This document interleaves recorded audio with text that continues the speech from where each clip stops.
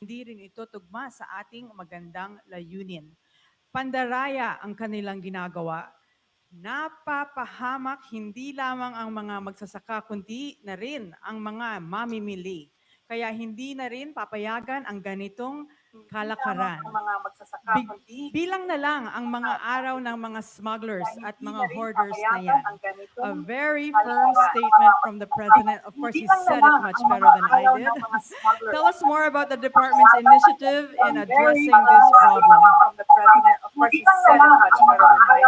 Thank you very much, Assistant Secretary, for the opportunity to be present here and to explain further the initiatives that are being undertaken by all the departments after the guidance was made by the President Ferdinand Bongbong Marcos Jr.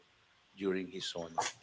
In respect to the fight against smuggling, the Office of Competition in the Department of Justice has had long studied this matter. In fact, we have already a report on onion and garlic smuggling a long time ago. And it's a matter of connecting the dots in respect to the results of the congressional hearings that were undertaken by Congresswoman Stella Kimbo. And the idea here is to initiate now the actual criminal investigation and prosecution. For that purpose, the good secretary, Secretary Jesus Crispin Boying Remulla, has already instructed one of our undersecretaries, Undersecretary Injan C, to head a task force, and I was asked as the head of the legal cluster to assist him. This task force is meant to ensure and to invite all relevant government agencies in a comprehensive discussion as well as fact-finding investigation in order to ferret out the truth and to ensure that criminal liability, civil liability could be considered. We intend to initiate the fact-finding investigation by the convening of the task force, and we intend to ask all relevant agencies that have direct participation or stake in the importation of agricultural goods. That would mean that we have to include the Department of Agriculture as the head agency of the Bureau of Plant Industry, the Department of Finance as the head agency of Bureau of Customs, and the law enforcement agencies, as well as our own the National Bureau of Investigation as the lead fact-finding investigation. This is actually not new to us because during the oil spill in Mindoro, we also initiated a fact-finding investigation, and um, Secretary Galvez then, Charlie Galvez was the OIC of the DND, and he was very instrumental in ensuring that the necessary recovery and rehabilitation efforts on that oil spill was undertaken. And we are proud to say that we have already filed a case for the first time in respect to a maritime disaster like that. For the first time, we were able to file a case for falsification of public document, use of falsified document, and perjury against government officials and the ship owner as well as the ship agents. And new other cases could be initiated. In respect to the agricultural product smuggling, there is a directive to go hard on the hoarders, smugglers, and those that manipulate the prices of the basic necessities or of the basic commodities. We are not gonna be weakened by the so-called lack of action before in respect to smugglers, and hoarders. We intend to go all out and to explore the um, the full range of criminal actions that are available to us. Not only smuggling, hoarding, price manipulation, but potentially a non-bailable offense of economic sabotage against all of them. If the evidence will so warrant, and whoever would be responsible, we assure the general public, our countrymen, that we will go after them with in the strongest possible sense, the filing of the gravest crime that may be charged, and that could be um, economic sabotage. Thank you. Thank you, Undersecretary Vasquez. The next question is for the advisors on national security and peace, reconciliation, and unity. The president said we have incorporated capacity building and social protection into our reintegration programs to guarantee full decommissioning of former combatants. Through community development and livelihood programs, the barangay development and enhanced comprehensive local integration programs have been effective in addressing the root cause of conflict in the countryside. To complete this reintegration process, I will issue, he said, a proclamation granting amnesty to rebel returnees. I ask Congress to support us in this endeavor. End of quote. Please describe to us your organization's efforts in helping with this mission of the president. This is for both Secretary Año and Secretary Galvez. Thank you. Thank you, Daphne. First of all, we thank the President for his announcement that he will be issuing a proclamation granting amnesty to all rebel returnees, as this highlights the government's commitment to achieving peace. The issuance of this presidential proclamation will be an important step to finally end this communist armed conflict. And this will pave the way for the mass surrender of the NPA remnants in the remaining guerrilla fronts of the CPP, NPA, and DF. Under our Constitution, the President has the power to grant amnesty with the concurrence of a majority of all the members of Congress. Hence, we have already an existing draft, but we will be working closely with the Office of the OPAPRO, DND, DILG, DOJ to come up with a comprehensive draft that will suit the requirement of the president and as well as his intent, so that this amnesty shall comply uh, to the requirements and uh, to provide these grantees with full benefits and as well as the other amenities that will be given. Marami tayong tinanong ng mga rebel returnees. Sabi nila, maraming gusto mag-surrender pero nag-aalala sila sa mga kaso na kapatong sa kanilang mga ulo. No?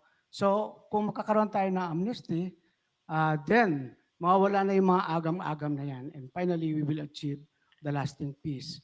And we would like to take advantage of this because I would like to thank the President for his continuing support to the National Task Force to End the Local Communist Armed Conflict in the flagship programs like the support to the Barangay Program, which deliver much needed development projects to the barangay that are recently cleared, and also the enhanced comprehensive local integration program, which supports the reintegration of rebel returnees to mainstream society. His personal commitment for these programs means that the President is truly determined to address the root causes of armed conflict in the countryside. So once again, I will say that this amnesty will be a game changer. And finally, with this amnesty, we can now have permanent, lasting peace in our country, particularly if we are talking about the communist armed conflict. Thank you, Secretary Año and Secretary Galvez. Thank you, Daphne, for inviting us here and also to translate the commitment of our president. And I would like to thank the president for his unwavering commitment to the peace process. In fact, yung mga statement niya na ginawa sa SONA, most of our partners, peace partners, are very happy, particularly when he announced the proclamation of amnesty. Yun po ang nung nag-uusap po kami ng National Amnesty Commission, yun po ang sinasabi nila talagang yung crown and glory ng reconciliation and unity. Without amnesty, yung political at saka civil rights of our former rebels and combatants will not be restored. And with that, nakikita natin maganda po yung proclamation, yung amnesty, talagang lahat po ng ating mga partners, including international partners, are very, very happy. Yung sa transformation po ng ating former combatants, napakaganda po ng Wala pa yung moderator, ng ating mahal na presidente dahil talagang Hindi pa ang commitment nila naglalagin. talaga ay talagang napakaganda sa transformation ng mga combatants, families, and saka communities. And also providing support through our DBM, yung ating pamana project for the construction of those conflict-affected areas that have been heavily damaged by conflict. So, magpapasalamat po kami kay Secretary Anyo, ang ating pinaka-executive director and deputy director ng ating National Task Force, LCAC, and we are so happy at napakaganda po ng SONA na binigay po ng ating mahal na presidente. Maraming salamat at mabuhay po tayo. Thank you, Secretary Galvez. Now let's move on. This is the next question for the AFP and the PNP. Strengthening and modernizing the police and the AFP have also been mentioned by the President in the SONA. This is to ensure that we remain effective in maintaining peace and order and capable of defending our sovereignty.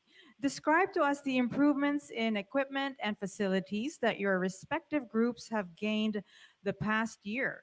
What technological advancements are we looking forward to in the future under the Pbbm administration? Question 4. Let's start with AFP Chief General Bronner. Yes, good afternoon, Daphne, and good afternoon to my fellow panelists. Well, this afternoon I'm seated together with my immediate boss, the Secretary of National Defense, Secretary Teodoro, within kicking distance, so to speak. We are very fortunate, Daphne, that our president is very supportive of our modernization efforts. And for the recent years, we have procured a lot of modern equipment. If I may mention some of this, we have Black Hawk helicopters, frigates, close air support aircraft, air defense surveillance radars, unmanned aerial vehicles or drones, multi-role fighters, corvettes, anti-submarine helicopters, light tanks, sniper weapons, tactical radios, amphibious assault vehicles, civil engineering equipment, pistols, and more of this equipment. For the third horizon of the modernization program, we are looking at acquiring multi-role fighter aircraft, naval assets, command and control or C2 systems, shore-based deterrent capabilities, submarines, and the like. But one thing that we would like to really develop in the next years is the capability for cyber warfare. And this is one capability where we could excel in the armed forces of the Philippines, and we could be at par with even the modern countries. But aside from the equipment acquisition, we are also looking into the training of our personnel in order for us to be able to really cope with the demands of the regional threats, and also to make sure that we will be able to use the equipment, the modern equipment, properly. Kailangan po nating alagaan din itong mga modern equipment. We have to sustain them properly. And lastly, we will also help in the propagation of the archipelagic mindset that our president mentioned, not only in the SONA, but during the my assumption as the Chief of Staff, we will help our citizens develop that mindset of patriotism, being able to defend our country from any threats, whether it is man-made or natural. Thank you. Thank you, General Bronner. At this point, let's hear from the Chief Public Information Officer of the PNP, General Maranan. Yes, ma'am. Good afternoon. To everyone, good afternoon. I was introduced earlier as the Chief PNP, but I'm My only the mistake, I'm Public sorry. Information Officer, ma'am, because the Chief PNP is attending equally important meeting also in Malacanang. So for the Philippine National Police, we have what we call the Capability Enhancement Program, wherein we are focusing on acquisition and upgrading of our organizational equipment. And we call it our move, shoot, communicate, and investigate capabilities. And we'd like to thank our president for providing us funds to achieve our fill-up percentage requirement for the year. And we would like to report that on our move capability, we were able to achieve or attain a 54% percentage fill up of our requirement for the year. And for our shoot capability, we are nearing our 100% percentage fill up. We were able to achieve 99% for this year. And for our communicate capability, we're able to achieve our target for the year. And now we have 64% percentage fill up. And on our investigative capabilities, we were able to achieve a 52% percentage fill up. So with that, we can now effectively perform our mandate as the primary law enforcement agency of our country. And we'd like also to report that we were able to finish 140 infrastructure projects comprising mostly of construction of police station in Parplang area. So ngayon po, mas madali nang maabot ng ating mga kababayan yung ating police sapagkat marami na tayong naipatayong police station, lalo-lalo na doon sa mga geographically isolated and disadvantaged areas. So with that, we would like to, on behalf of our GPNP and the 228 strong Philippine National Police members, gusto nating pasalamatan po ang ating Pangulong Marcos for that. Thank you, General Maranan.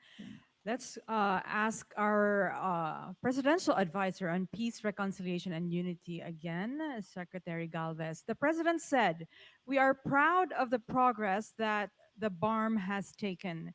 It will be self-governing, progressive, and effective." Tell us about your work that your office has put into this in order to achieve progress that the president has mentioned. Pakikwento naman po ang tagumpay ng BARM. Gaya po ng sabi ng ating mahal na presidente sa State of the Nation na address SONA nitong nakaraang Lunes. We are very proud of the progress of the BARM at yung kada yapak natin tungo sa kapayapaan at kaunlaran ay kalakip nito ang hard work at dedikasyon ng parehong panig ng gobyerno at ng ating kapatid na Muslim na Mindanao. It's very critical that we build on the peace gains and ensure the continuing progress such as the passage of the remaining priority codes. Pagkaalam po natin, meron tayong tinatawag na 7 codes na gagawin ng ating Bangsamoro Transition Authority and we are already more than halfway. Nagawa na nila yung electoral code, is very important yung sa election, first election natin sa BARM this coming 2025. At ongoing ang kanilang electoral code and also yung IP code and the revenue code. Ang napakagandang nagawa po ng ating mahal na presidente ay nung 2 buwan bago nung after nung kanyang assumption ay nabuo niya po yung napakagandang unified Bangsamoro Transition Authority. Unang-una sa lahat, first time na nagkasama-sama ang MNLF at saka MILF na 46 years na hindi nagkikita, tsaka talaga nakita natin hindi nagkakasama sa ganitong sitwasyon nung kanilang inauguration sa nung August 12. Sama-sama po ang ating mga MLF brothers at saka MILF brothers na nanumpa po sa ating mahal na presidente. At ang kagandahan po na nakita natin na unified natin ang buong Bangsamoro. Kasama na ang mga tinatawag nating ating mga moral leaders including yung ating mga royal families ay nagkaroon ng tinatawag nating iisang samahan doon sa BTA. At sa ngayon sa normalisasyon, nakita natin meron na po tayo na decommission na more than 24,000 combatants. At gusto po namin i-announce that this coming August 3, meron po tayong 1,300 na combatants na i-decommission para makumpleto po yung tinatawag natin yung mga first phase, second phase, and third phase na 26,000. At next year, at sa susunod na mga taon, 14,000 na lang po o tinatawag natin yung 35% na lang ang ano natin. Ano pa ang gagawin natin sa Bangsamoro? Yung ano po natin, ang ating priority, yun talagang yung socio-economic. Dahil kasi kalakip ng amnesty, dapat ang kanilang mga pamumuhay, yung mga ating mga combatants, ay mapaayos ang kanilang kabuhayan. At sa nakikita po natin ngayon, malaki po ang naging impact, even though na-disrupt ng COVID-19 yung ating implementation. Napakaganda po ng performance ng BARM kasi nung 2021, 7.5 ang kanilang GDP. Nung mga 24 years, yung ARM, ang ano po nila, pinaka-highest ng GDP is only 3%. Sa ngayon, pumapalo na po sila sa 7.5%. And 36% ng aqua resources na nakukuha ng mga fisheries, galing po yun sa BARM. 36%. At ngayon nakikita natin yung kanilang poverty rate ay bumababa na po. Dati ang kanilang poverty rate ay more or less 56%. Ang Lanao del Sur po ngayon ay nasa single digit na po, 9%. Ang Sulu, maganda na ang Sulu. Dati ako na-assign po ako doon. Halos araw-araw encounter po kami. Ngayon ang ganda ng Sulu. Ang tawag na namin may nightlife na. Dahil dati noon, wala po talaga nightlife. 2 o'clock, sarado na po ang lahat ang bahay. Ngayon po, marami pong mga tinatawag na bakasyonista na pwede na po silang mag-bike at saka doon po sa mga tinatawag na mga tourist spots sa mga beaches ay ang ating mga sundalo at saka ang ating mga ibang mga turista ay sama-sama po doon. Ang Tawi-Tawi, nakita natin ang ganda ng Tawi-Tawi, napakatahimik. Ang Basilan, ganoon din po. At ang Maguindanao, nakikita po namin maganda po ang magiging kalagayan. We are very thankful that we have a very genuine president na talagang sa kanyang paggusto talagang binuo niya at unify niya ang Bangsamoro. Si Trixie talaga. Thank you, Secretary Galvez. At sana tuloy-tuloy na talaga ang kapayapaan and progress sa BARM. Thank you. This is for DBM. Harmonizing national and local government priorities is one of the administration's thrust. Is the administration considering simultaneously implementing the full devolution with the enactment of the LGU Income Classification Act? What are the other efforts of the government to prepare and capacitate LGUs in their eventual takeover of devolved functions and services? Thank you for the question. At the outset, it may be noted that full devolution effort and the initiative to institutionalize automatic income classification of LGUs are different undertakings, but then both or the same can be pursued simultaneously. Automatic income classification, or the act that's intended to be enacted, aims to provide an equitable and rational system of regular income classification of LGUs that will reflect automatically, factually, and realistically their respective financial capabilities, consistent, of course, with prevailing economic conditions and even peace and order conditions. With this, these are updated on a regular basis, and that this could help them in among 3 ways. For example, on their financial capability to undertake development initiatives, and then secondly, that will also help determine Kinig lang tayo how habang big nag-aantay the tayo ng distribution of financial assistance, grants, and aids kasama coming natin from the para national government or diskusyonin even from yung donors. And lastly, of course, this should help them determine such types of compensation adjustments for LGU personnel based on their personal services limitations, as prescribed, for of course, by Republic Act number 7160, and the salary schedule that are implemented for different types of LGUs based again on the prevailing salary standardization law. All in all, of course, both automatic income classification and devolution can complement one another by determining what kind of phase and strategies that can be implemented for a specific LGU for different types of income classification. In the end, of course, this will make a policy on distribution of, for example, the growth equity fund for a more with a more data, evidence, and scientific based basis for determining assistance and grants to LGUs. On the part of the other agencies of government like DILG together with DBM, capacity building will continue in terms of good governance, in terms of financial capability, like how to get financing outside their regular NPAs to help them finance their other development initiatives. That's all. Thank you. Thank you, Yusek Basilio. Now, this is for Anti-Red Tape Authority, Director General Perez. Since assuming office, the president has had 30 agreements signed with foreign investors. Per release data, these agreements are anticipated to facilitate 64.27 billion US dollars worth of investments and approximately 175,000 job employments. What steps is ARTA taking to ensure that these agreements and investment pledges are realized? Maraming salamat, Daphne. Unang-una, nais ko pong batiin ang ating mga kasamahan dito ngayon na nanonood. Aking pong mga kasamahan sa Anti-Red Tape Authority, the young men and women of ARTA who have been really helping us follow the directives of the President. I wish to thank the President for mentioning ARTA in SONA when he said that he will embrace, we will embrace digitalization for ease of doing business and to promote bureaucracy. Under the Marcos administration's socio-economic agenda, one of which is bureaucratic efficiency.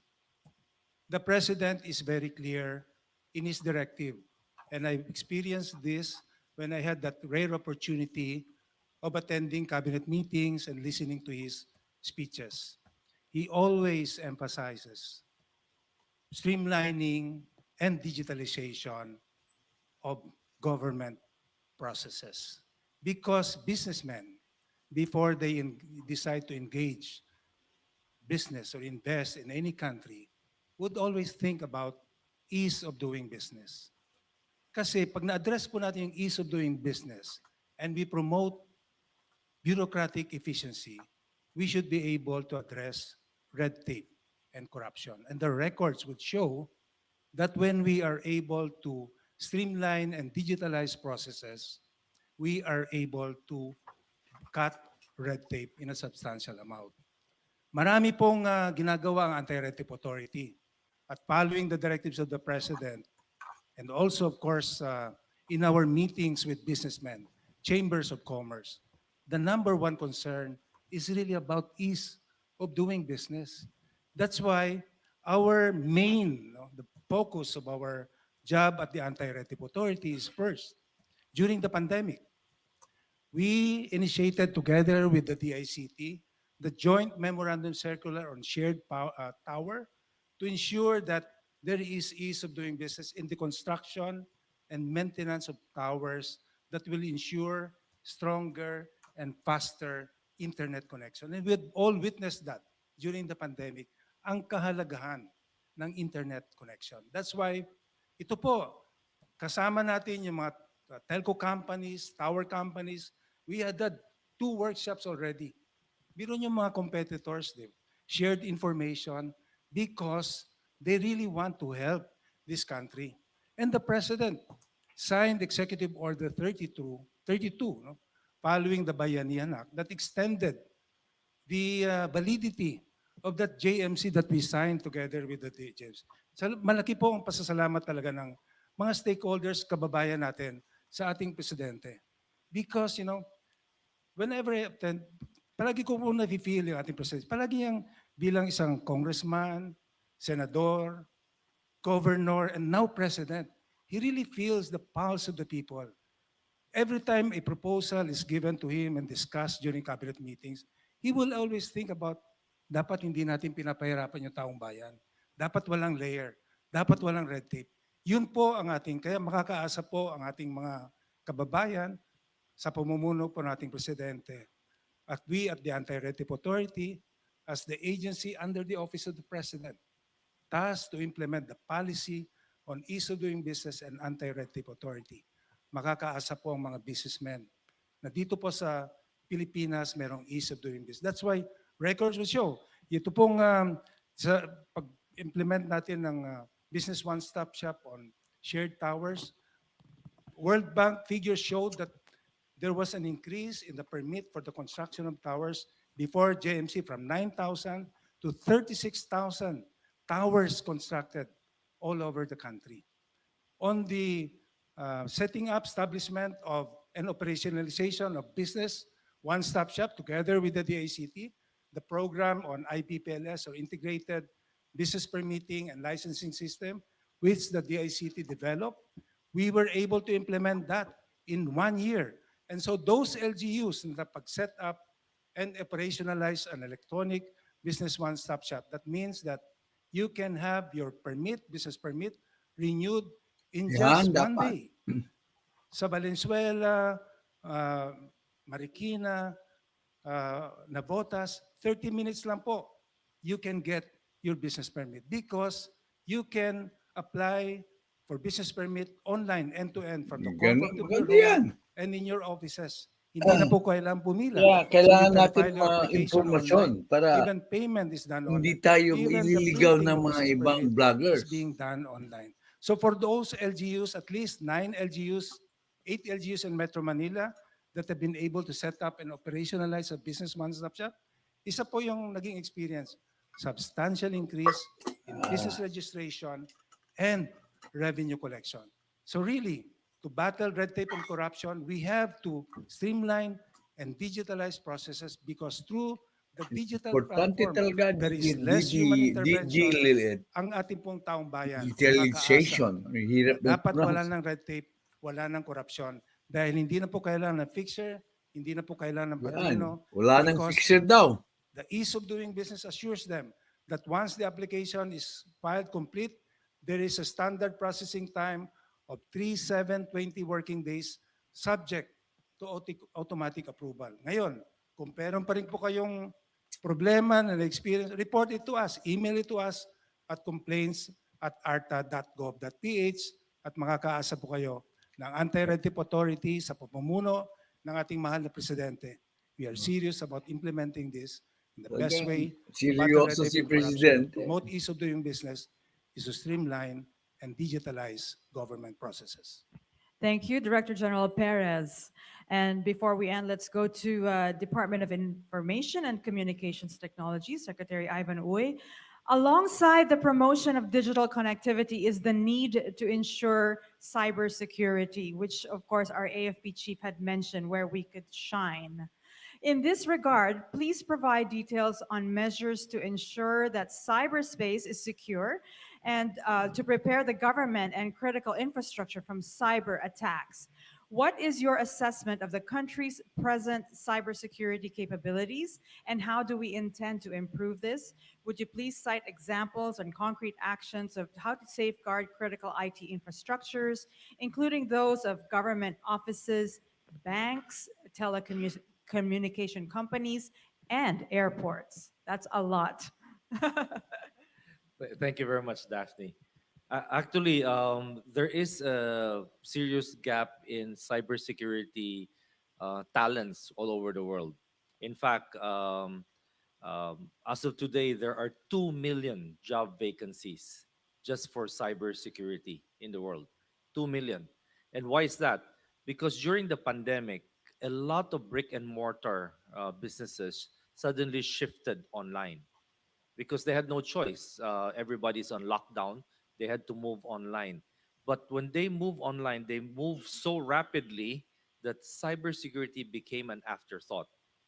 They did not really think about it because they really needed just to survive the pandemic. And so when they shifted to online transactions, online services, e-commerce, that gap was not addressed. And because of this, what has happened is that although there was a rapid increase in online transactions and e-commerce and digital payments, there was also a concomitant increase in cybercrime incidents because the cyber threat actors found suddenly a fertile ground of potential victims where they can exploit in order to access funds and do a lot of their fraudulent activities. So, because of this, cybersecurity has never been more important um, and it has to be addressed very quickly. So we are working with our law enforcement agencies, with our security officials, in order to enhance our capabilities, both in the infrastructure side as well in the skills and capacity building side. We are accelerating our training programs for cybersecurity professionals. In fact, many are already being certified into the cybersecurity profession as we speak. However, there's still the big demand, as I said, 2 million jobs worldwide. We are also working with many of our international partners. These are multilateral agencies, as well as the private sector that provides software and other training for cybersecurity professionals. So in our interaction with our counterparts, like in the ASEAN or in the EU, and in many of our treaty allies, we're working on enhancing our cybersecurity posture and being able to provide better defenses, especially on our critical infrastructure. And you've mentioned quite a few of them there. Uh, Perhaps what would need to be done is, currently the approach on the cybersecurity has been disparate and disconnected. So many of the agencies have invested in cybersecurity platforms, but the the coverage is quite limited.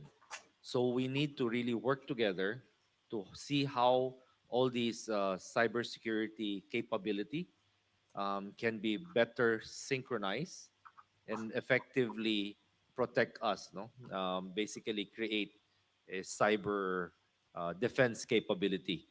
So we already prepared our cybersecurity plan, which we presented to the cabinet recently, and it's uh, awaiting final approval.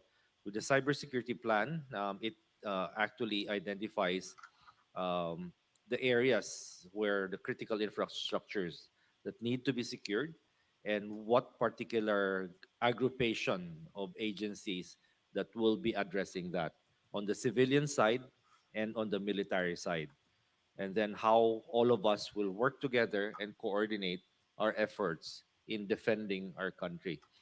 Uh, as as most of us have seen today in warfare, the first attack is not done with a bullet or with a missile. It's done in cyberspace, and because of that, I think it's really a big concern worldwide that cybersecurity should play a very, very dominant role, because when you launch a missile and you hit the target is just one building or a few buildings. That's the damage that you cause. When you launch a cyber attack and you shut down the entire financial system of the country, the damage and the impact is many, many, many times bigger. And therefore, that is where we're looking at how we need to put the importance in securing our cyberspace. Thank you. Thank you, Secretary Ivan Uy, for laying down the importance of synchronized and not fragmented cybersecurity efforts of all our government agencies. Also, I would like to add, happy birthday. It's his birthday today. Happy birthday, Secretary Ivan. Okay, we still have one more question for DILG. Bidang-bida pa rin sa SONA ng Pangulo ang BIDA program o Bahay, Ingatan, Drogay, Ayawan program. Oh, yeah. Ayawan program. What has been the approach of DILG in the campaign against illegal drugs as per the President's directives? Thank you, and once again, good afternoon, everyone. Taking our cue from the President and be faithful with our mission, which is to ensure peace and order and public safety and security, the DILG came up with a flagship program on its anti-illegal drugs campaign, which covers both supply reduction and demand Kailangan reduction. malaman The natin BIDA kung program, mga Buhay Ingatan, impormasyon na Drogay ito. One, covers 3 aspects. Number We 1, need true, um, credible information prevention so and that health we promotion, because we the are illegal not drugs problem misled is not just by a peace and order bloggers problem, but and also a the health problem. purveyors The of second one is misinformation. law enforcement. And the third aspect is penology, reintegration, and rehabilitation. Law enforcement, of course, would cover supply reduction. The objective of which is to decrease the volume of drugs in the market, while demand reduction would aim to decrease the number of individuals using illegal drugs or are involved in illegal drugs. So the Philippine National Police and other law enforcement agencies have really tightened their operations against illegal drugs, during the time that the president assumed office. And it resulted to more than 21,000 operations, apprehending like more than 26,000 people, with a drug haul, costing more than 20 billion pesos. That's the supply reduction part, which will have a no let up, per the instruction of the president and the secretary of the interior and local government. On the demand reduction side, this will be a whole of nation approach, which will ensure consistency and sustainability of the programs that we do. This will involve all levels of government, the national government, the provinces, cities, municipalities, and more importantly, the barangays. It will involve all sectors of society, the labor sector, the youth. We will knock on the doors of our universities and colleges, big businesses. And for your information, just recently, the DILG had a memorandum of agreement with the Philippine Basketball Association, because we want to have our basketball players, be the brand ambassadors for the BIDA program. We have inked memorandum of understanding with 33 big businesses, because we want to push for a drug-free workplace. And in the coming days, we will partner with national government agencies and, as I mentioned, universities and colleges to make sure that our schools, are drug-free. So it will be a no let up, it will not be a ningas kugon effort on the part of the DLG and the local government units. And we make sure that all our anti-illegal drug abuse committees down to the barangay level will be functional. On the part of rehabilitation and reintegration, we look at the numbers. More than 30% of those who are in the BJMP jails, Bureau of Jail Management, Penology jails, are recidivists or second-time offenders. There could be a reason why there is this much second-time offenders.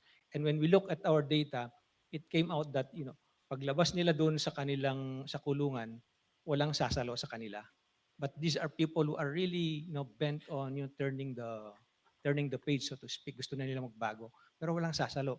Kaya nakikipag-usap yung DILG sa ating mga industries, sa big businesses, na kung maaari, after the persons who are in jail have been trained with respect to certain skills, our big businesses, our industries would also take them as part of their labor force.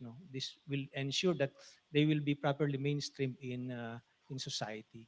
So these are some of the things that we are doing about the BIDA program. And if you have noticed, in the past months, the secretary have been all around the country attending launching of the BIDA program, participating in fun run and even Zumba, just to generate interest into our fight against illegal drugs.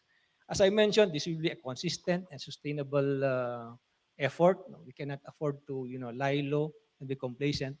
We cannot afford to do this on a seasonal basis, because if we do that, before we know it, like a thief in the night, the drug users and the drug syndicates will come and steal our loved ones from us, will come and steal our children from us, will come and steal our barangays one by one from us. So this should require a whole of nation approach to be successful.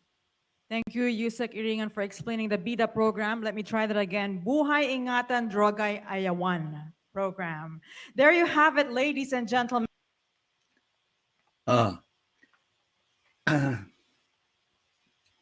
First part ng program, magbatian muna tayo. Baka matambakan na naman tayo. So, kwan tayo, si Trixie, hello Tatay Jackferdz, sabi niya. I responded, hello Trixie. Si Ryan Blackwell, good morning po Tatay Jackferdz and classmates. Hi Ryan, sabi ko. Binati ni Ryan si Trixie. Binati rin ni Trixie si Ryan.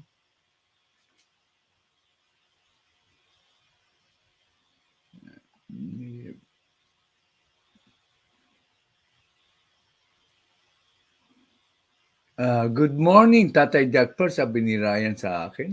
Hi Ryan, sabi ko. Trixie, make love shop, sabi ni Ryan.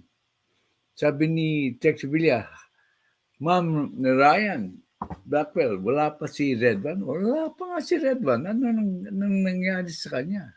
Namimiss natin siya pag nawawala siya. Kasi consistent siya eh. Hi, Nilda Arcio, you made it to the live stream show. Thank you very much. Hi, Nilda, sabi ko. Si Nilda Arcio, binati po si Ryan. Si Judy Basco, dumating siya. Good morning, Tatay Jackferdz. Okay. Hindi ko napansin si Cutie Connie. Cutie Connie, nag-subscribe ka na ba sa mga kwento? Malit na pakiusap lang yan. Mag-subscribe ka po sa kanila. Cutie Connie. Hi, Cutie Connie. Si Judy Basco. Ini-greet po si Trixie Villas, si Snilda Arcio, si Ryan Blackwell, at saka si Cutie Connie. Si Nilda Arcio, ginigreet po si Cutie Connie. Si Advance Happy Birthday daw, Judy Basco, August 23. Mas mauna si Trixie, August 13th, this coming Sunday.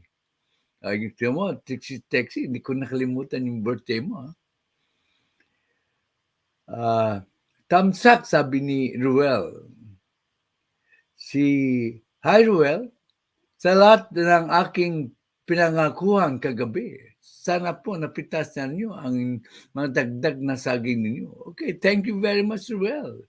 Salamat po. Salamat, sabi ni Judy Basco kay Nilda Arcio. Sabi ko lang kay binati ko si Judy. Pinati ni Judy Basco si Roel Lingahan.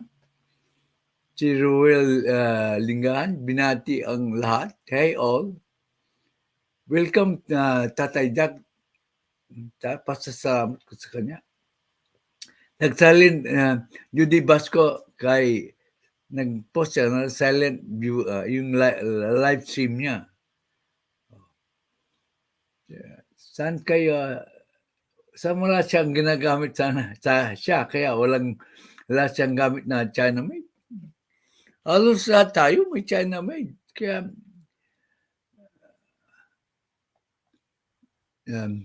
Judy, wag kang bumisita sa live ng iba kung live ka din. Hindi ko rin alam yan. Maraming hindi nakakaalam yan. Ruel, thanks for the advice.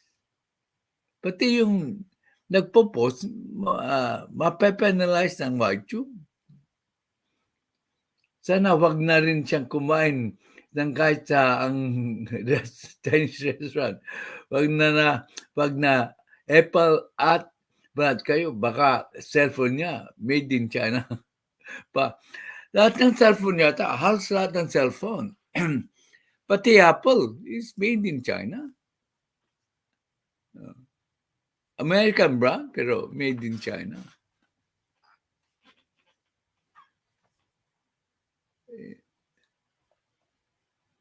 Sabi, paano ako, Trixie? Tan, ang medium name ko. Nandito po si kapatid na si Ronald. Loyal na manonood dito. Hindi ko po alam yun, sabi ni Judy.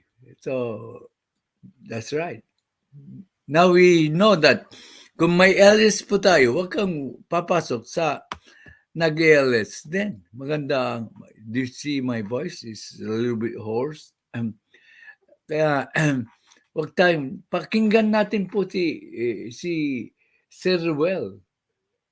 Matagal na siya sa YouTube kaysa sa atin. So, alam niya ang pasikot-sikot tungkol sa activities ng YouTube, mga vloggers. Ay, kapatid Ronald, sabi ko. Si Caitlin Vlogs, a loyal viewer na siya ngayon. Sumilap lang siya. Nasa trabaho yun. I appreciate the fact. Dahil, gamit ng ibang bahay mo, pang bahay dito, okay? Caitlin Vlogs, good morning. Sabi niya, thumbtack number 11. Hi Kate, okay lang yun, nasa trabaho ka kasi. Sabi ko, it's alright, nasa trabaho ka. Si Tatay Jackferdz, first time ito, mas maraming likes kaysa sa viewers. Oo nga. Sa ngayon, so far we have 15 likes, 10 viewers. Okay. Yan lang nangyayari sa channel ni Trunks. Mas maraming likes kaysa sa viewers.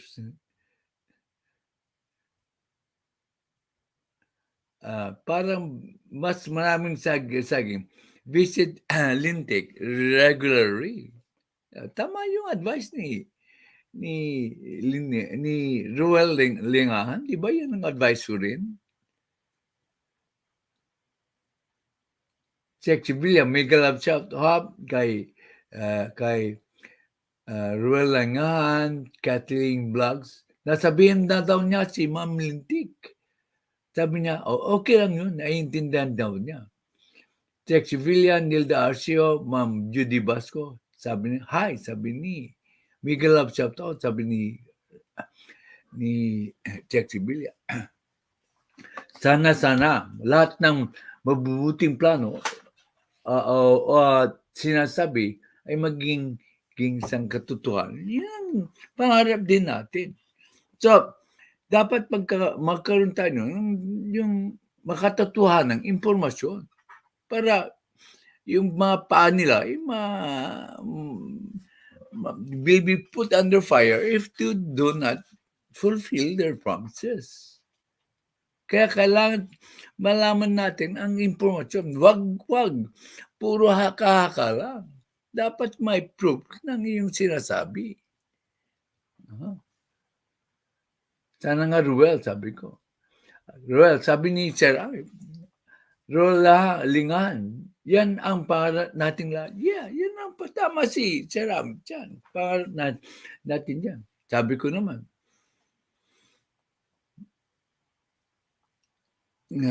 Sir Amik, nagustuhan mo ba ang pagdepensa ko kay PRRD? Kapon? Because dinimba ko yung maling accusation niya kay PRRD. Hindi tayo talagang outright fan ni PRRD. Pero kung mali ang accusation, dapat itama natin. Sa lahat ng panahon, dapat ang tao, generally, dapat talagang magbago. Hindi yun babagon mo lang ay ang iuupong tao. Tama ka dyan. Sabi ko, we need a credible information. Sabi naman niya, credible information tayo. Malabo pa yan. Pa yun. Pero, pa yun. Mas gusto ng kasintaon kung kasi kanino. Totoo yan. Kaya nga, loyal sila sa mga vloggers nila. Kaya, magsariling humanap ng katotohanan. Tama ka rin. Kaya, from your own self, you try to look for the credible and true information. Tama. Tama ka dyan, Ruel.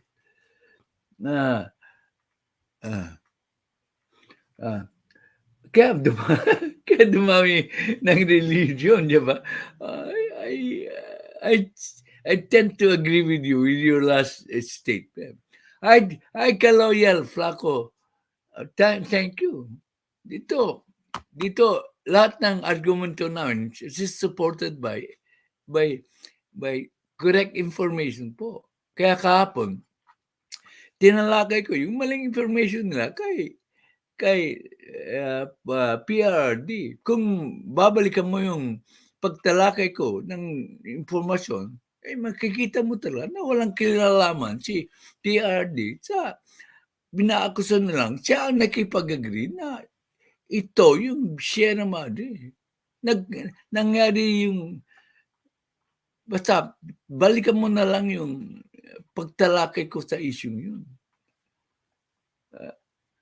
Kasi suportado ng mga news items na chronological po ang pag-analyze namin dito.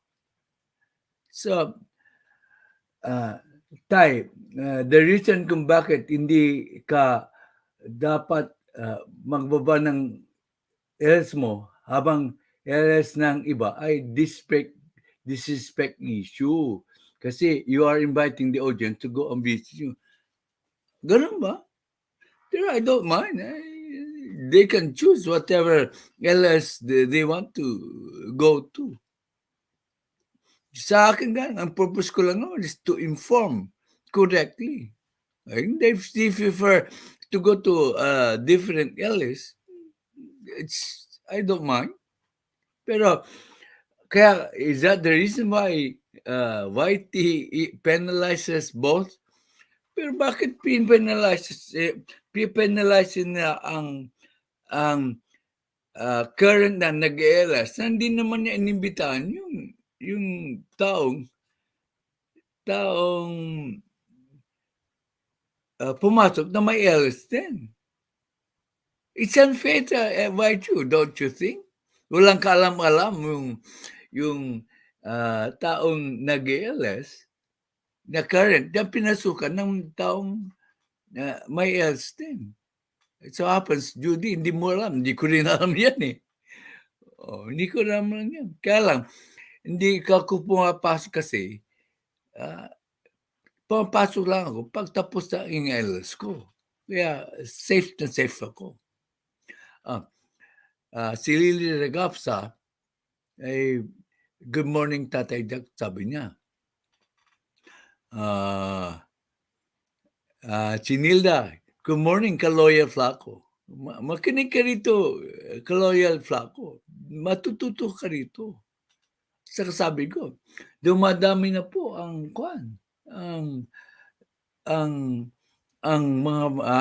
ating channel. Marami na ang bago. Dumadami. Pa isa-isa, dalawa. But dumadami.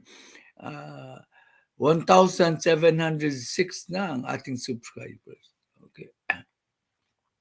Kaya ang thumbnail ko ay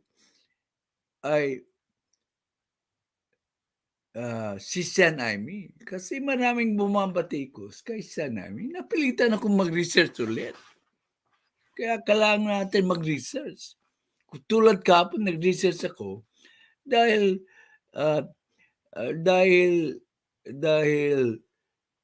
mali po yung akusasyon nila kay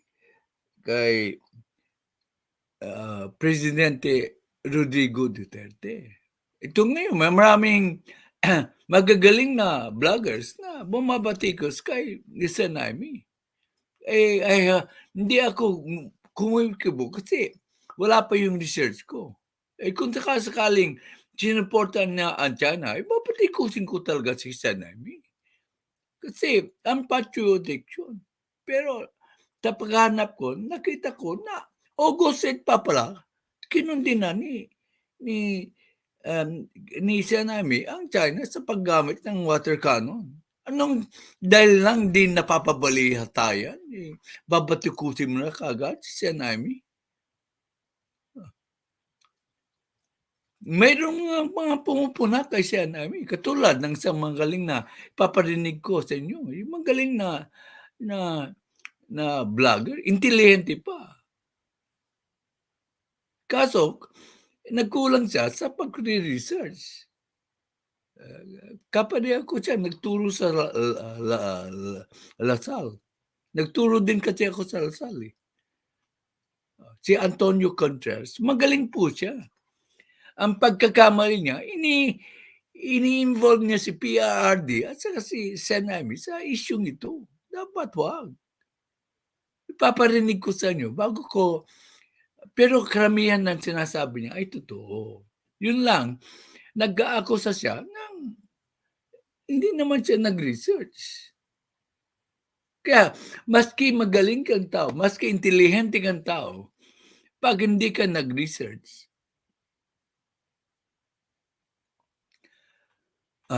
pag hindi ka nag-research, malilis ka ng daan. Pero bilib na bilib po ako kay Sir Antonio Contreras. Wag lang siya mag-aakusa ng walang sapat na katibayan. Kasi madidibang siya. Sir Antonio Contreras, you are very intelligent and very objective blogger. But then, before you delve into something which you did not make a proper research based on the current issues, then don't try to meddle into those issues to wag makikipagsawsaw. Tatanungin ko lang kayo kung naririnig nyo ang sound. Please, give me one kung may naririnig kayong sound. Kung wala, ay paparinig ko na lang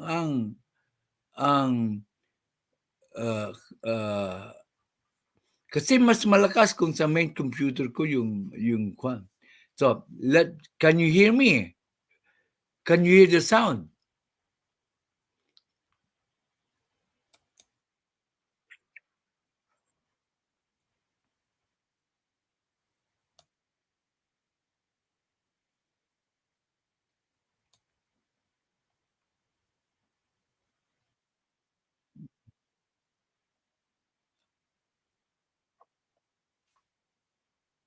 May sound ba?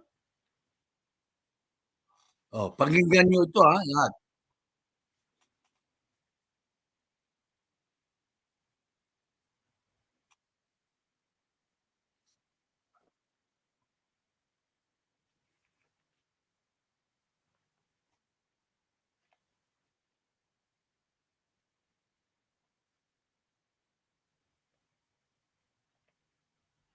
Walang audio hindi niya pinapayagan. So ito, pakinggan na lang natin from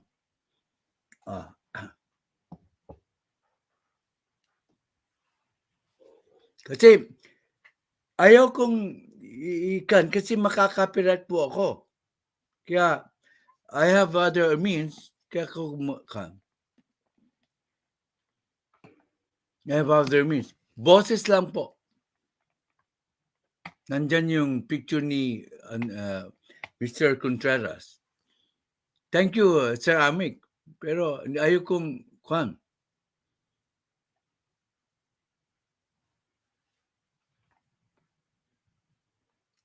importante ito kasi yung pagkakakusna niya kay PRD at saka siya na natin ang spokesperson ng Philippine Coast Guard, si Ginoong Tariela, ay naglabas ng kanyang saloobin. Tinawag niya pangantray doon ng mga Pilipino na pinagtatanggol pa ang China makatapos na bombahin ng tubig ng Coast Guard ng China ang Coast Guard natin. Na ang ginagawa lang naman ay pumunta sa BRP Sierra Madre na kasalukuyang naririnig nyo? Nakatigil sa Ayungin Shoal para dalhan ng pagkain, dalhan ng supplies. Kasi itong BRP Sierra Madre ito ay sumadsad sa shoal, sa Ayungin Shoal at hindi makaalis doon. Ang Ayungin Shoal po ay kabilang sa ating exclusive economic zone. So, kung tutuusin, iyon ay hindi naman mali na meron tayong tao doon. Sapagkat parte nga ng EEC natin yon. At ang ginagawa naman natin ay sinusupplyan lang naman natin ng ng pagkain yung mga naandon, ng mga Pilipino, kapwa natin Pilipino. Ngunit itong mga itong Chinese Coast Guard ay parang pinagbawalan sapagkat binomba. Na kung babalikan natin, hindi itong unang pagkakataon na gumamit ng dahas ang China laban sa atin. Nung una, mga ilang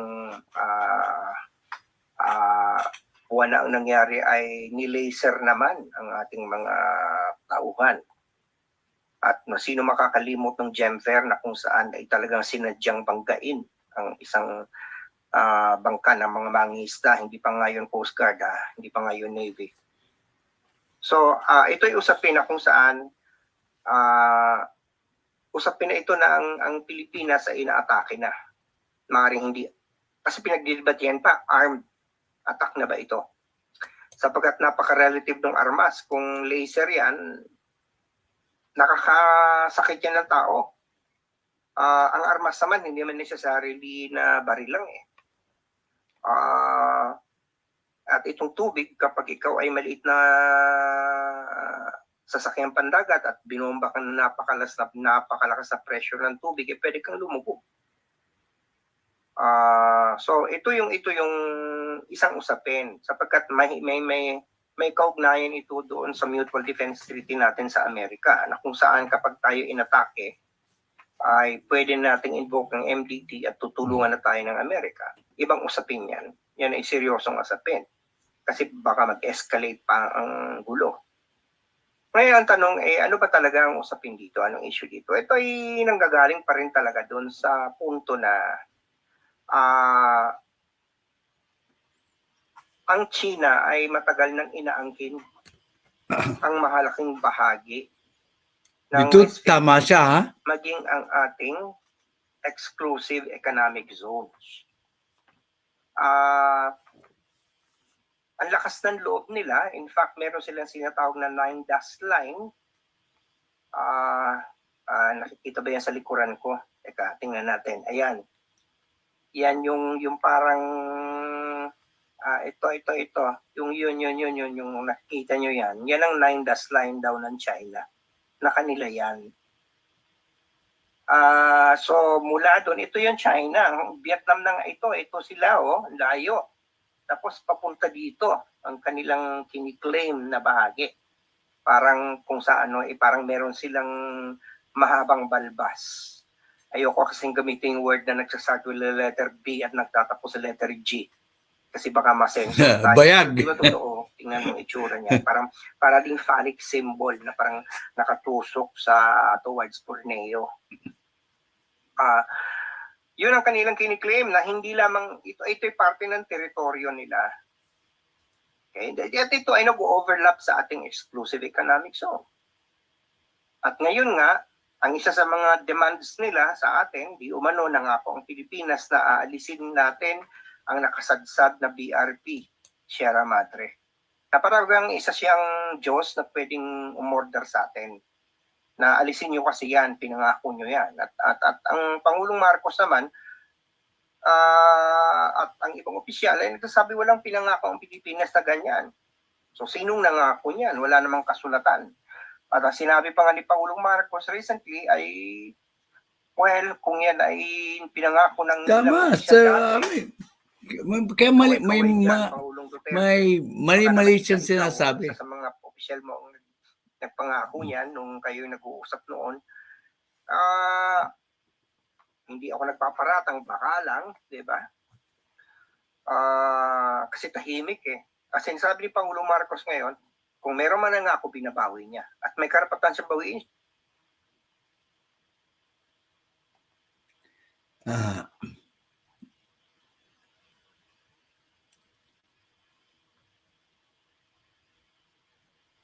Sabi ni, bago tayo, may magandang comment si Sir Ami. Kung sino ang nagbitaw ng SADSEM, siya ang maglabas ng ebidensya. Dapat ilabas ng China ang dokumento. Tama. Magaling na analisa si Ruel. O technique nila yun para i-divide tayo. O tama rin. Kasi walang malilabas na ebidensya. pinatulan naman natin, tagumpay sila. Yan ang medyo pinatulan kasi. Pero kumukontrata tayo. Agree, sabi na ni Texie William, malakas ang tubig ay pwedeng magpalubog ng boat. Oo. Kahit term niya ay mali na sumadsad, hindi po sumadsad yan. Kahapon ko sinabi na yan. Explain ko na sa inyo na purposely pinasadsad. So mali siya dyan. Tama si Ceramic. Ayon kay former Secretary of Defense Orly Mercado, ito ay purposely sinadsad para palakasin ang ating karapatan sa Union Shoal because of its position, sabi niya. Oh, di ba? Binigyan ko na kayo ng correct information dyan sa kahapon. Idinabang ko na ang mga maling akusasyon nila kay PRRD.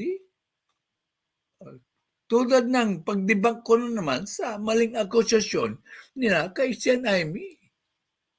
Lumalabas, nagagalit ulit ang mga lulista kay Sen Imee. Yan ang sinasabi ko. Bago magbitaw ng salita, dapat suportahan nyo ng concrete evidence. Dahil lang di ikinalat ng ibang news channels yung pagkundina ni Sen Imee. Babanatan mo na si Sen Imee. May mga vloggers ako nakita. Pinapanatan si Sen Imee. Sabi ni dagdag pa ni Ceramic, that is why we have sovereignty over a Union Shoal because of the BRP ceremony.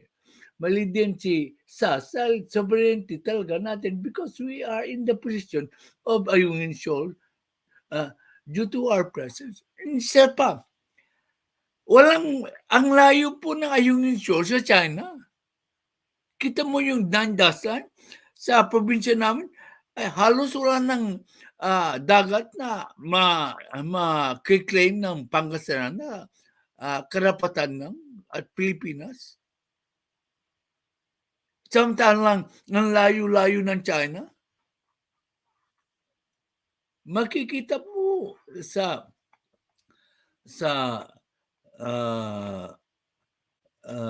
what do you call this? Sa mapa po.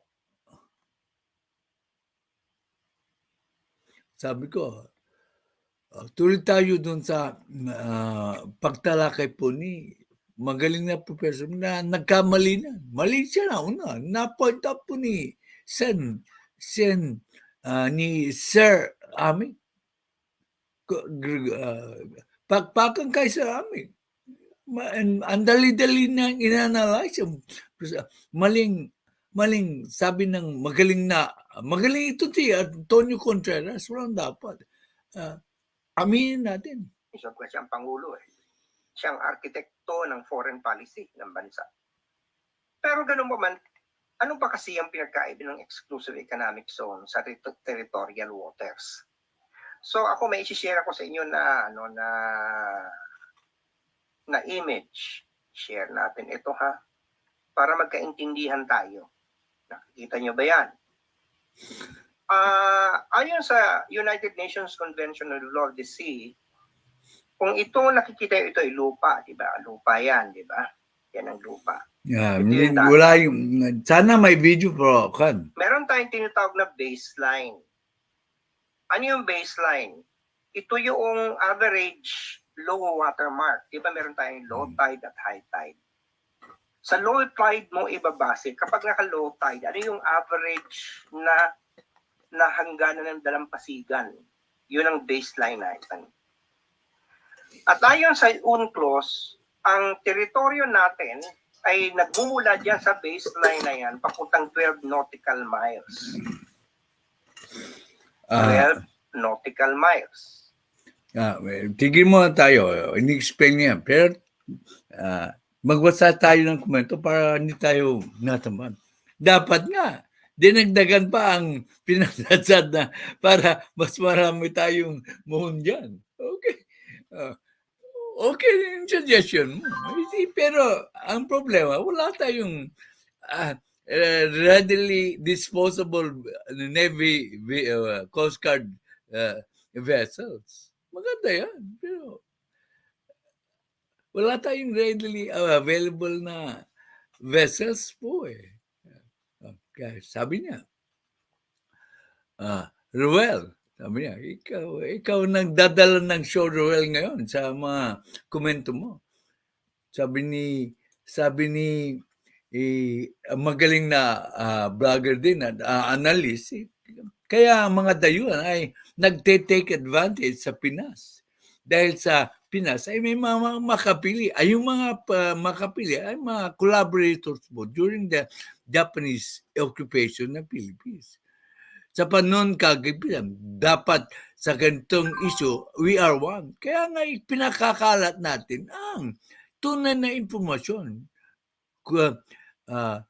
Pero calibrated ang statement of action. Yeah. Kaya yung mga taong gustong magkawatak-watak tayo, pilit yung sinasaad sa mga views na ang put nila galing sa put nila kay PRD, nag-aakusa agad na walang basihan. Hindi naman tama yun. Kaibigan natin sila. Pero dapat, kung mahal nila ang Pilipinas, tama si Ceramic. Kung pakang kaisa, dapat tayo ay magkaisa. Huwag nating pilit na mas lalong paghiwalayin ang mga Pilipino. Bakit mong pinaghiwalay ang mga Pilipino? Inaakusahan mo si PRD na hindi naman tama pala yung akusasyon mo. Di mahahati ang mga Pilipino dahil sa maling impormasyon na ikinalat mo. Gusto mong katayin si PRD na wala ka ng basehan? Ingat tayong mga kaibigan. Tama po si Ceramic na tayo po ay magkaisa. Pero calibrated po, Ceramic, ang mga response ni Pbbm kasi magaling siya sa diplomasya. Sa kabuuan, maganda ang voice record type. Pero pro-Filipino kung sumadsad. Hindi masakit sa tenga. Tenga yun. Kaysa sinadsad. Oo nga.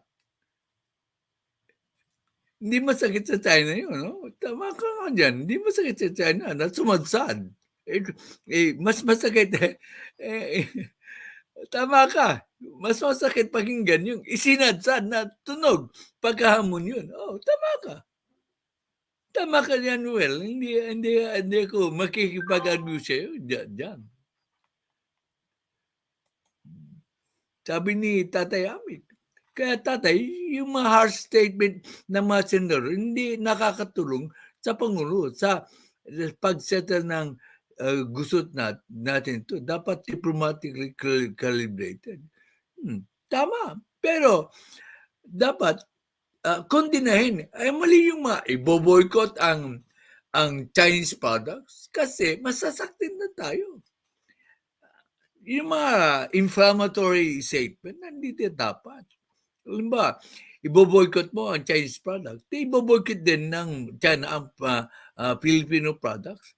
Sino ang major trading partner po natin? Ang major trading partner po natin China.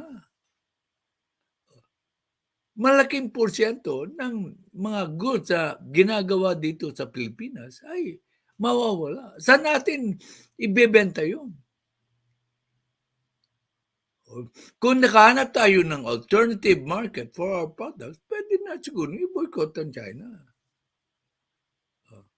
Pag-isipan po natin bago tayo magkaroon ng inflammatory statements. Ako, nagsasabi lang ako ng aking pananaw. Ayaw ko sa pananaw niyo. Kung gusto niyo i-boycott, okay. Pero sabi ni Texway, pero That's the reality na sila dyan ni former President Erap ang Senator Mercado na isadsad ang barko. Di ba yun ang pinigay ko sa inyong impormasyon kahapon? Oh, hindi tayo maluluko ng ibang vloggers kasi we have the right information. Hindi tayo shooting from the hips. Coming from the words of the people involved pa ngayon eh. Tuloy tayo. Baso ko lahat ng command. Ibig sabihin yan ay territorial sea. Mula sa baseline, magbibilang ka ng 12 nautical miles hanggang dyan ang teritoryo ng Pilipinas. Ano ibig sabihin ng teritoryo? Meron tayong sovereignty, atin yan. Nasa loob yan ang ating teritoryo. May jurisdiction tayo dyan. Territorial sea yan eh. Meron tayong sovereignty over it. Now, an exclusive economic zone, nagmumula yan, Tama yun yung 200 explanation na nautical rito. miles So, mula sa baseline palabas. Okay? Okay? So ito yung exclusive economic zone natin.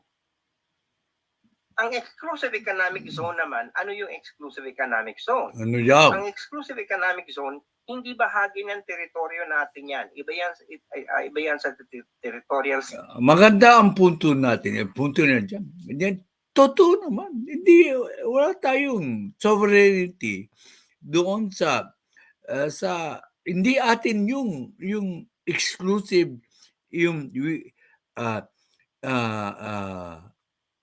economic zone. Hindi atin teritoryo. But we have the right exclusively to exploit eksklusibo nating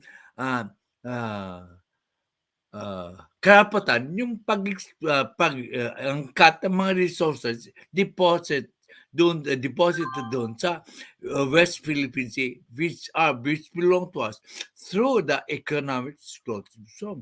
Hindi natin teritoryo yan kasi it's international waters.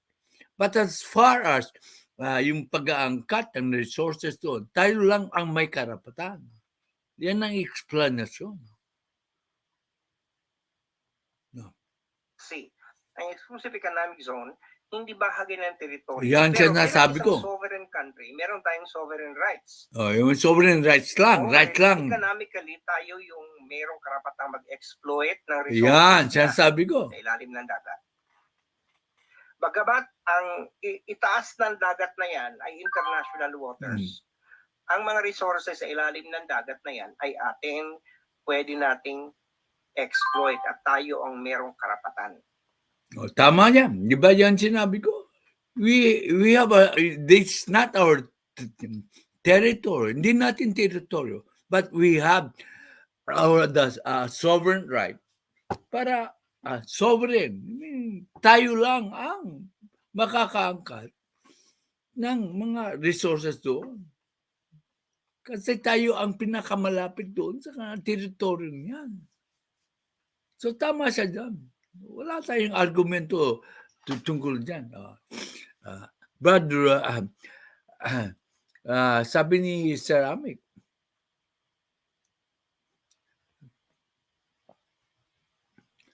bumpisa muna natin kay Trexie. Trexie said, pero that's the reality po. Sinadya ni former President Erap, yun, nabanggit ko na yan. Ang sakot ni magaling na vlogger, Brad, Roel, pero nasa press release na yan as former Defense Secretary of Defense at walang masama doon. It is our territory. Binabanggit niya po si Sir Orly Mercado. Isinadsad o sumadsad na walang paki ang ibang bansa sa sariling nating pag-aari. Atin ito eh. Maski sumadsad, sabi ni Ruel, pag-aari natin yan. Walang pakialam. Tama ka dyan, Ruel. Pero mas maganda yung word na, saka ka na rin nagsabi na, isinadsad. Ka na rin nagsabi. Pero siguro natatawa ngayon ang mga Chino. Look, isang statement lang, nagkagulo na sila. Ay, mapagpatawa ka rin, Ruel. Okay, proceed. Okay? So yan po ang dapat lilinawin. Hmm. Ngayon, therefore, kung exclusive economic zone natin yan, walang ibang bansa na Yan. merong right dyan na mag-exploit. Yan sinasabi Yan ko. po ang main point na dapat nating pag-usapan. Diba? So, it is basically just simply a matter of asserting our rights. Correct. Because there is the United Nations Convention on the Law of the Sea. Okay?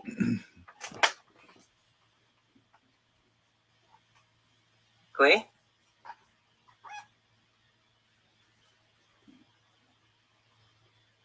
So sa madaling salita, ang exclusive economic zone includes our territorial sea, which is 12 nautical miles, atin yan, but beyond the 12 nautical miles, but still within the 200 nautical miles, it is no longer a part of our territory, but according to UNCLOS, tayo ang may economic rights dyan. Tama. You have the economic right. At tayo lamang ang pwede magtayo ng struktura dyan. Yan. Okay? Ngayon, itong, yung mga, kung merong isla dyan na permanente, na kahit high tide ay isla, then magbibilang ko uli dyan ng 12 nautical miles at 200 nautical miles para ma-establish mong exclusive economic zone. Itong China, ang gustong palabasin. Sabi ni Ceramic, mukhang bitag yan ng China by testing our being makabayan. Sinusubukan niya kung mahati ang ating kababayan sa statement. Didepensa rin sila. Ay, may mga kababayan tayong na nagsaksid sila.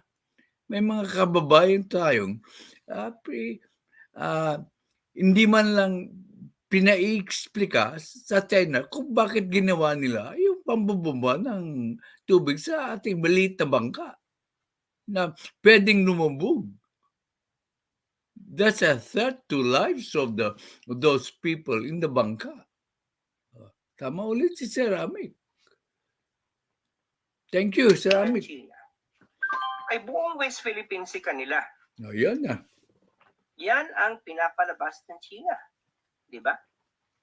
Na para bang ang iisipin natin, saan kaya nila kinukuha yung ganong klase ng argumento? Kasi kung titingnan mo, ayan, ang layo-layo nila o ayun sila. Layo talaga ang China. Kung titingnan natin, ang exclusive economic zone nila, siguro hanggang dito lamang. Yan, no? Bakit nakarating hanggang doon? Paano nila makiklaim ang entire West Philippine Sea as part of their territorial sea? When in fact, hanggang dito lang ang baseline nila. Malinaw yan. Sabi ni Ruel, yes, Bradamik, sabay siguro, hatiran na nga natin ng chismis ng mga marites sa Pilipinas. Okay. So therefore, now if they're going to claim that there is a small island here that is theirs, granted. Now that island, granted that that island, hindi yan yung lulubog lilitaw na island, hindi yan nawawala kapag high tide. Ibig sabihin pag high tide, andun din yan. Di ba? Kung yan ay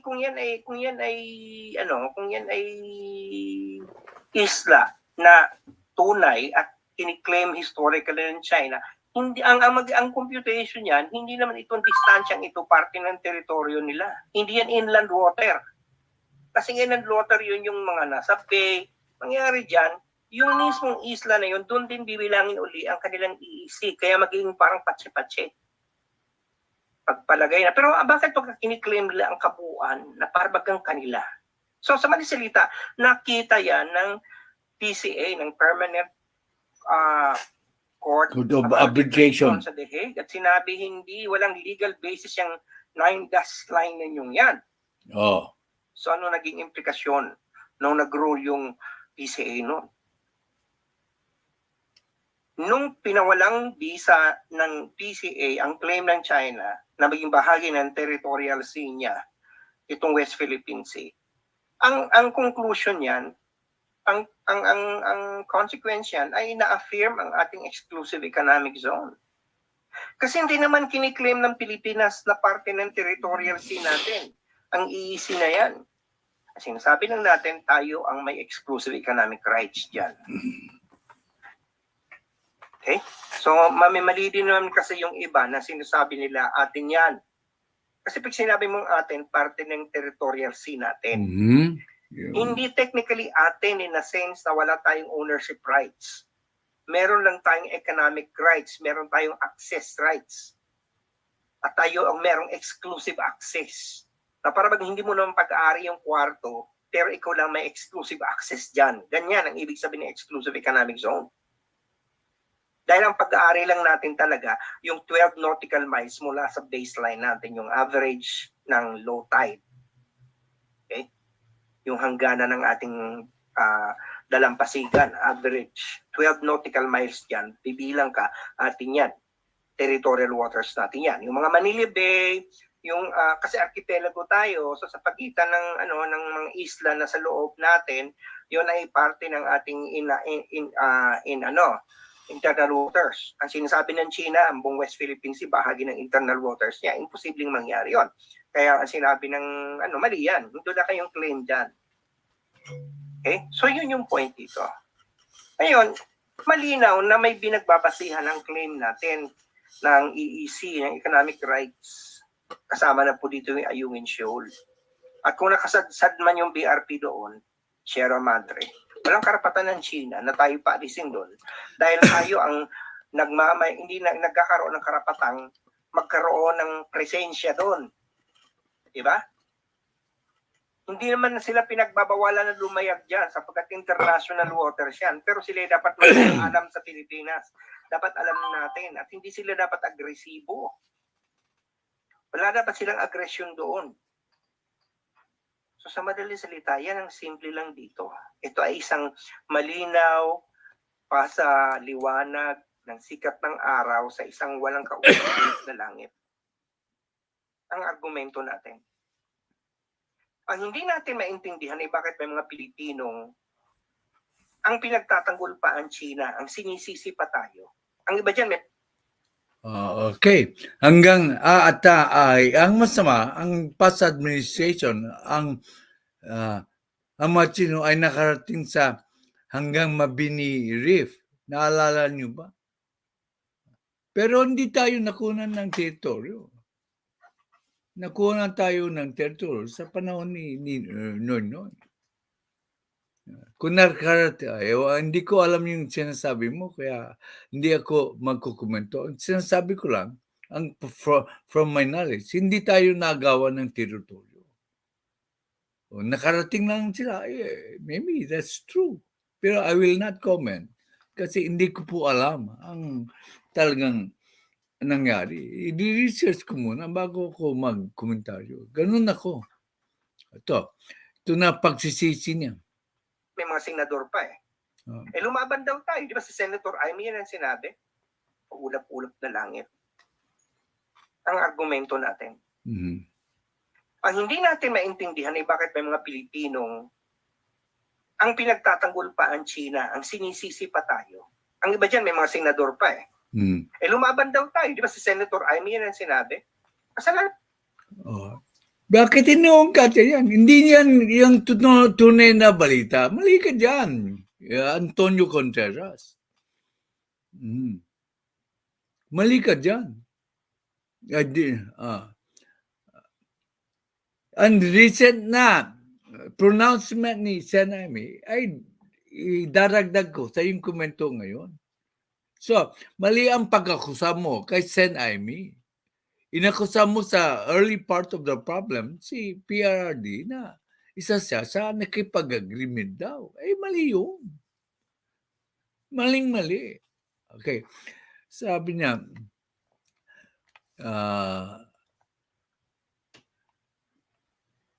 okay. Basahin natin to.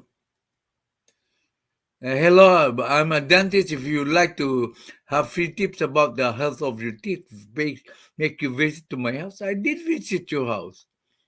Are you looking at those who visited you? Uh, that's the address of her channel. So if you have not subscribed to her channel, please do subscribe. The big question sa LS, ang police power na yun laban sa mga kasapi nitong lumalabag sa kanilang desisyon para mahinto na ang lahat ito. Ay masyado naman rin that radical ang iyong suggestion, Ruel. What's my recent videos? I did watch. Okay. So, mali siya dyan. Yung pag-akusa niya kay Sen Imee ay hindi na nararapat. Nagbago na po si Sen Imee. Nung una mong sinasad, siguro yung nung mauna na hindi pa siya natauhan. Pero ngayon, na apektado na ang kapwa niya Pilipino, ay kinundi na niya ang China sa kanyang recent action. Pero patapusin muna natin si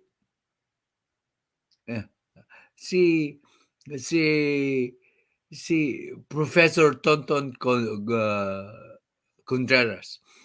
Bradwell lang. Ang sagot wala eh. Okay. Ano natin, kasi lumaban tayo eh. Mm-hmm.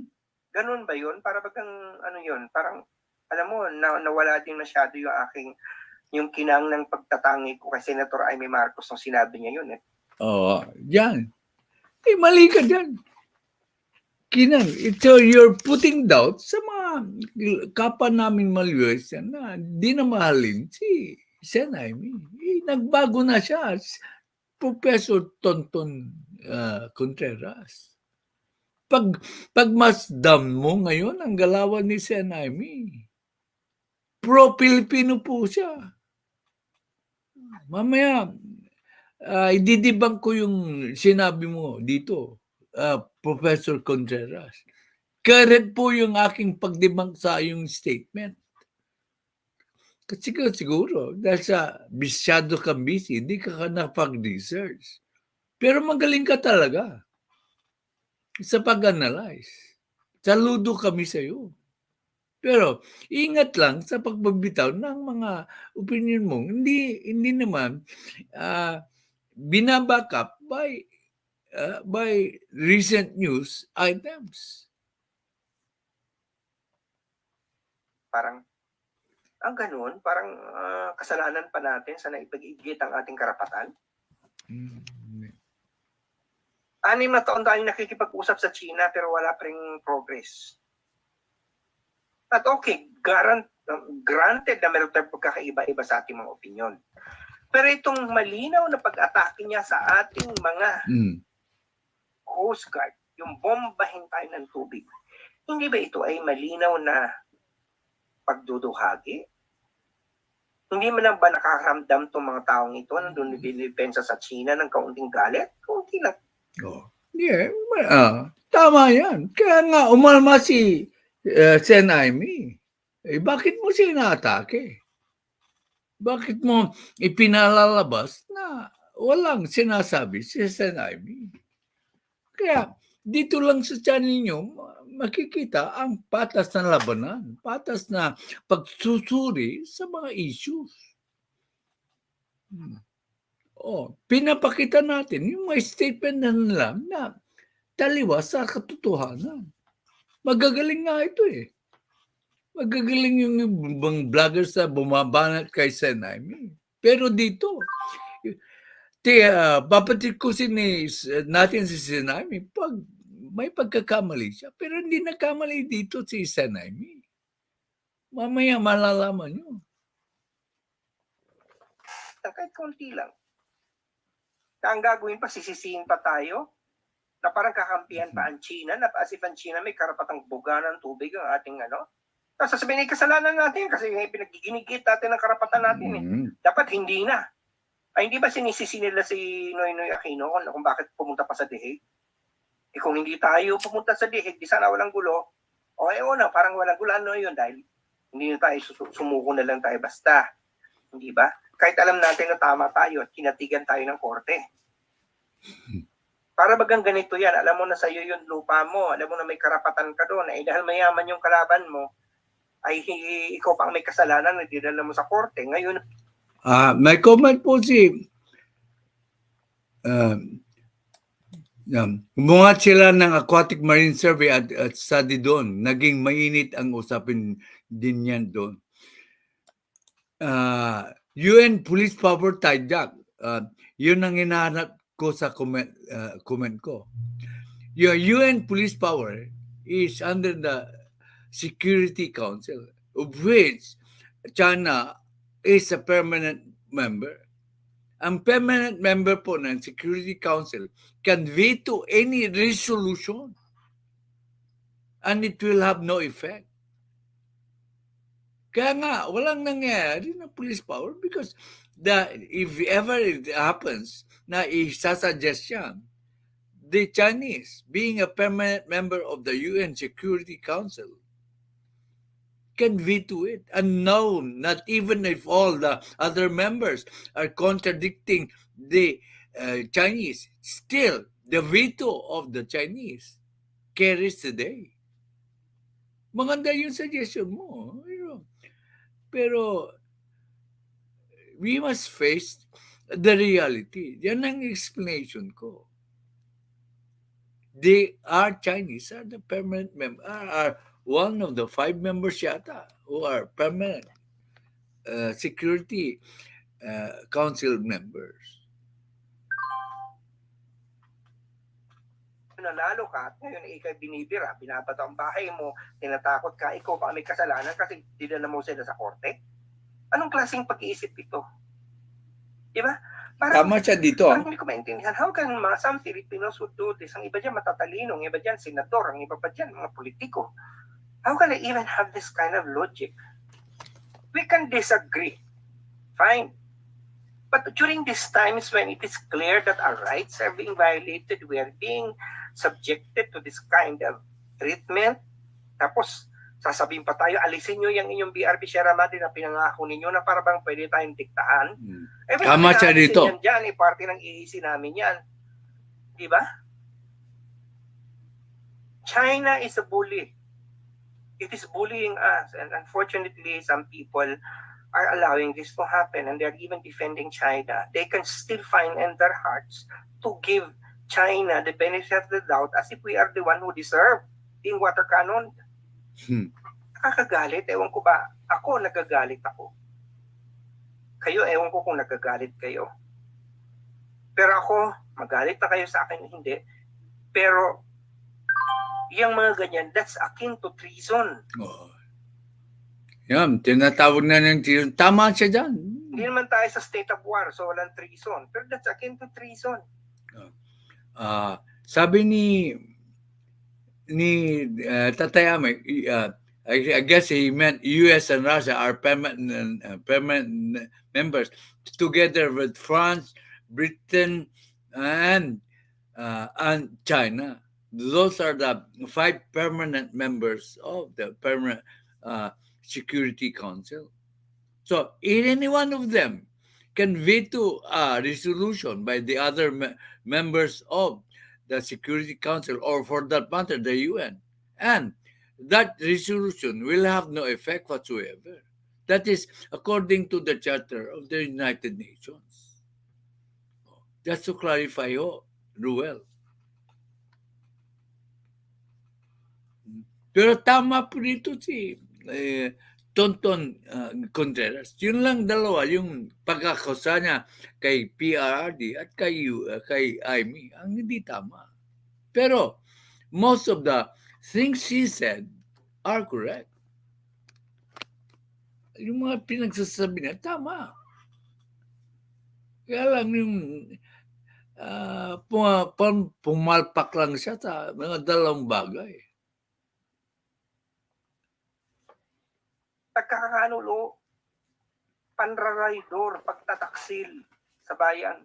No, taksil nga. Diba? Tama nga naman si Mr. Tardiela ng Coast No, Guard nagagari. na tawagin traidor ang mga taong ito. Nakalulungkot. Kaya ingat-ingat si Naimee ngayon. Natatawag siyang traidor. Pro-Filipino dapat tayo. Ngayon, At sinusuportahan pro-Filipino. ko ang stance ng Pangulong Marcos. Kaya medyo nalitong ako nung sinabi niya, meron kasing parang gray area yung Ayungin Shoal na parang gray area doon. Klaro yan na parte ng EEC natin. Ang gusto ko na lang bigyan ng benefit of the doubt siya, baka yung sinasabi niyang gray area, yung mga nagkiklaim na pag-aari natin ng Ayungin Shoal. Mali din naman kasi yun. Hindi naman ang exclusive economic zone, hindi natin pag-aari. Meron lang tayong exclusive rights. Na-explain natin ko na ito na hindi nagkamali si Presidente Pbbm, the gray area. Ikaw ang mauna mo nang gagamit. Diba? Pero wala kang titulo. Yung territorial silang natin. Okay, basahin natin. Sabi ni kaya nga tatay, ano pa ba ang silbi kung ng UN wala silang power to implement their decisions? Kasi ang UN is trying to protect yung conflict, yung actual war, na grabbing war, ang mangyayari. That's why they allow that provision. Kasi kung they do not use it, the provision, dahilan doon, magagera. It's for world peace. Ewan ko. That's how I see it, Ruel. Hindi useless ang UN. Kasi somehow, they promote peace all over the world. It's not yung the global peace, hindi yung regional peace, kasi wars happen sa region. But yung wala ng world war, yun ang iniiwasan ng UN. Okay. China, Russia, US, sabi ko, Great Britain and France are the permanent members.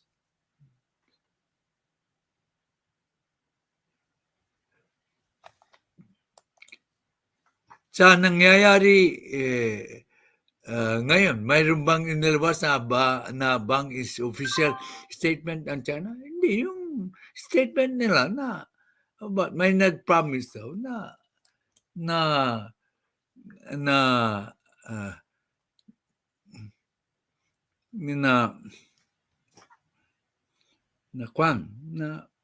may nag-promise daw na itutubo yung kwan. Good morning, Tatay Jack. Good morning, Jack and everyone. Good morning, Maribel. Ngayon, ididibang natin yung mga sinasabi ng mga paborito ninyong na vloggers na hindi naman alam ang sinasabi. Ginabanatan si Imee nang wala silang ebidensya. Dito may ebidensya tayo na tama po ang ginawa ni Imee. Huwag kayong magpapaniwala sa mga sinasabi ng mga ibang vloggers na they're just shooting from the hips. They are not basing their arguments based on actual facts. Dito po sa ating channel, all of my discussions are always based on facts. Huwag kayong maniniwala. Ayan ang kung gusto niyo ng tunay na balita, makinig kayo dito sa channel na ito. Good morning daw po. Ma'am Sabala, hello, blessed day. Pagpatuloy natin.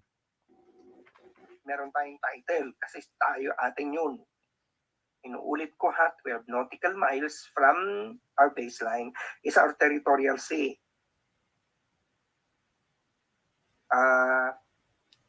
But from our baseline to 200 nautical miles beyond the 12 nautical miles of territorial sea is our exclusive economic zone.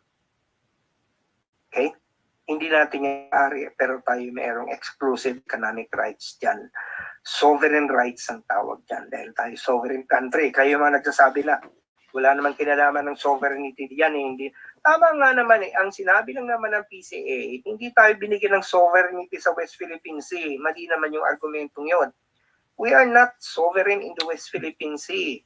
Sapagkat marami dyan international waters yan. Sovereign Meron rights. tayong sovereign rights exclusive economic zone na itinakda ng United Nations Convention on the Law of the Sea. At ito ang violate ng China nung claim niya na parte ng kanyang teritoryo. At sinabi ng PCA sa The Hague, mali ang China dyan, and therefore tama ang Pilipinas. Na re-establish, na firmly establish ang legitimacy ng ating economic claims, ng sovereign rights natin. So ngayon, pangungonsensya na lang ito sa iba.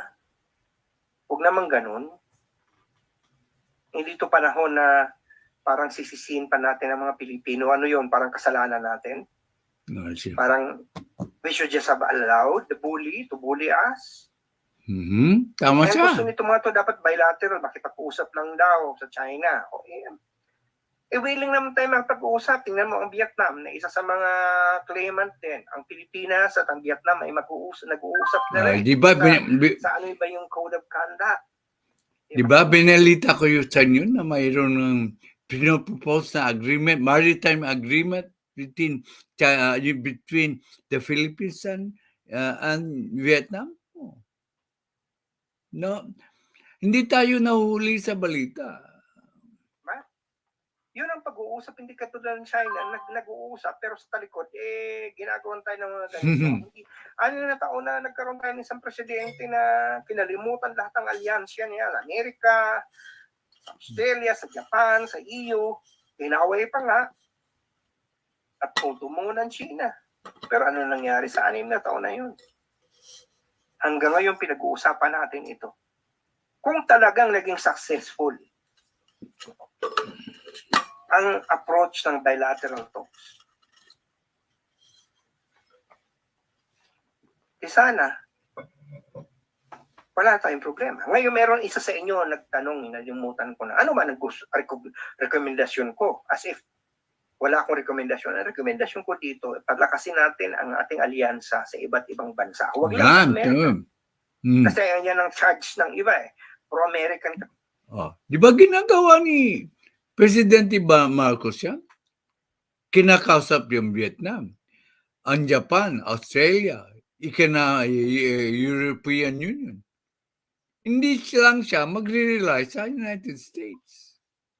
So, lahat ng rekomendasyon niya ay ginagawa na po ng ating presidente. Kini-question niya ang statement ng presidente na mayroong gray area.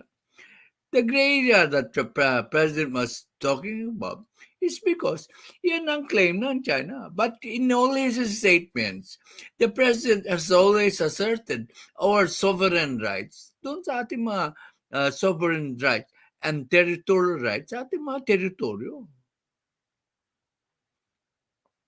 Okay. Sabi ni Trexie, nakipag-usap tayo pero particularly ko nila, hindi tumatapat. Tama ka dyan, ang China, nambubuli Yun din ang sinasabi niya. Tay, bakit sa magulon sa middle, bumubuo ang UN ng composite team to protect the peace in the area? Because nobody, what do we call, veto the resolution. Walang veto. Kaya nag-proceed po yung action ng UN. That is the proper answer. Ibig sabihin, lahat ng bansa ay nag-agree na dapat may peacekeeping force doon. Kaya, yun din ang advantage ng mayroong Security Council. Then, Indonesia, di po, ayaw ko. Hindi lang naman Amerika, nagkataon lang tayo ng fact is meron tayong mutual defense treaty sa Amerika. Pero andyan ang Japan. In fact, dati pang nakaaway natin yung Japan ng World War II. Pero ngayon, willing nang magkipag-alyansa. Andiyan ang Association of Southeast Asian Nations. Ang Vietnam, ang Malaysia, may mga claims. Kausapin natin, mga kasama natin. Kinakausap na ng Ang presidente. European Union, kalayo, pero willing. Mention na iyon, nandyan. Natin ang ating karapatan, makipag-alyansa tayo, pero patuloy tayo makipag-usap sa China on economic terms at on our own terms. Hindi yung magpapabuli tayo. Tama. Again, since boycott sa China economic products because that will ultimately hurt us also. Kasi kung binoycott natin ang economic products ng China, edi ang mapipilitin din ng China na boycott din tayo. Ito yung major trading partner natin ng China. Kaya nga, tama. On the economic front, let's continue to talk to them. And perhaps because magkakaroon ng respeto sa atin kasi we remain steadfast in our commitment to protect our territory, then they will respect us and give us more favorable treatment regarding economic transactions. Tama po si Sir Tonton Contreras dito. Pagkaibigan tayo sa China, patuloy ang trade relations natin. Yan. Hindi naman po i-boycott ang China. Ang mga tao naman doon, hindi naman nakasalanan kung ganyan. Ay, mamintik. Diba?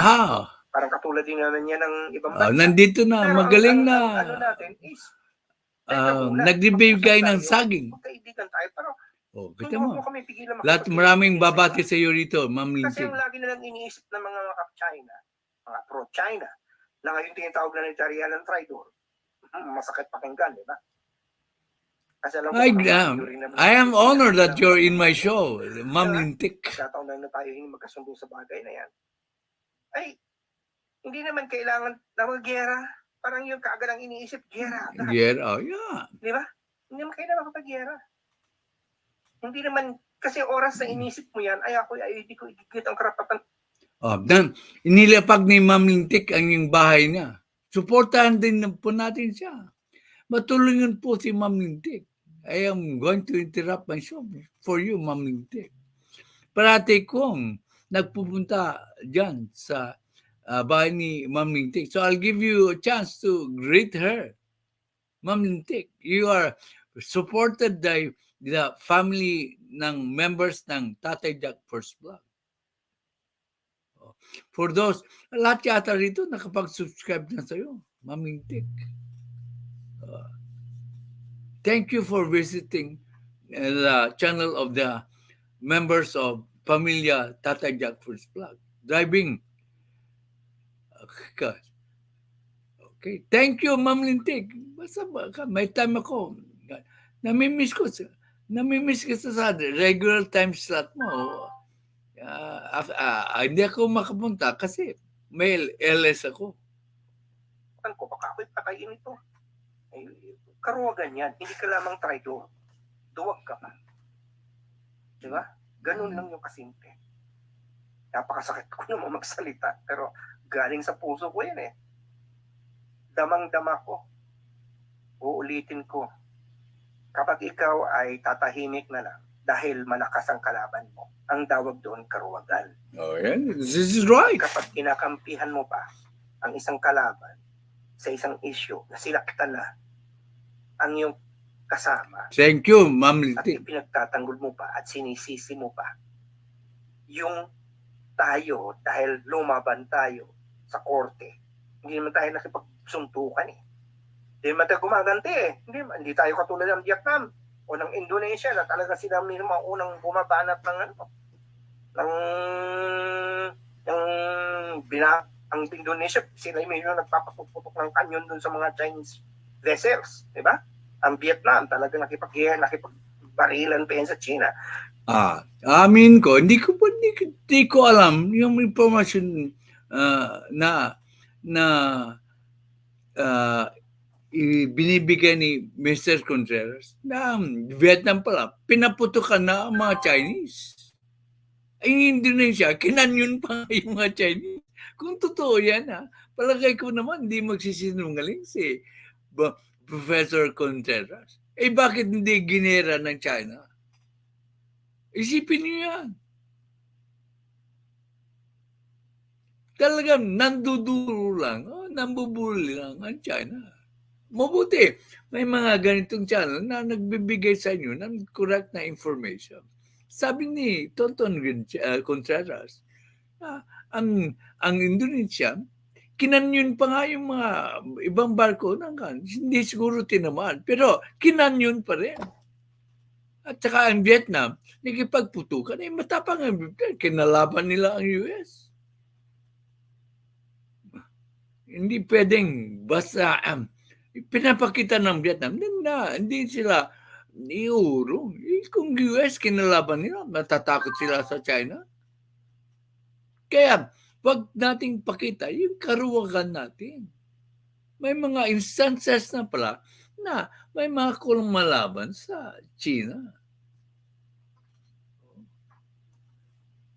Kaya mabuting nakikinig tayo sa mga channel na ito, makakakuha tayo ng impormasyon. Hindi naman tayo ganon. Hindi tayo lumalaban. Sa korte tayo pumupunta. Pero kung pati yun, isisisi mo pa sa atin, abay, hindi naman yung karuwagan. Yun ay pagtataksil. Pagtataksil na nga. Ididepensa mo pa yung nananakit sa atin. Ibig sabihin, si Sasot ay taksil? Ngayon, doon sa mga nasasabing daktak ako ng daktak, wala naman akong rekomendasyong solusyon. Kasi ang iba naman kasi sa inyo, kuda ng kuda, habang ako nagla-live, so una pa lang hindi ko pinapaliwanag, salita na ng salita. Pwede muna bago mag-comment, makinig na lang muna. Kasi minsan na sinasabi ko yan sa huli. Ito ang aking rekomendasyon dito. Patuloy tayo makipag-ugnayan sa China in economic terms, but we have to be on our terms. But we have to assert our rights. And we have to partner with other countries. Yeah, Not only correct. the United States. To Tama. make sure that the ruling at the Hague is respected and that there is a code of conduct in the West Philippine Sea. Kung kinakailangan tayo magkaroon ng joint patrol with the United States in accordance with our agreement, then let's do. Ruel, you made me, baka naman hindi duwag tayo. Baka naman, when the price is right. Baka, baka you are correct. Kasi yung isa dyan, may scholarship daw siya sa China with receiving 30,000 pesos a month. Stipend. Baka nga. Hello, ma'am. Ingat-ingat po sa pagdadrive, ma'am Mintik. Pero, di ba mahusay siya mag-explain? Ang palpak lang niya, yung pag-aakusa kay PRD na, at saka kay Imee.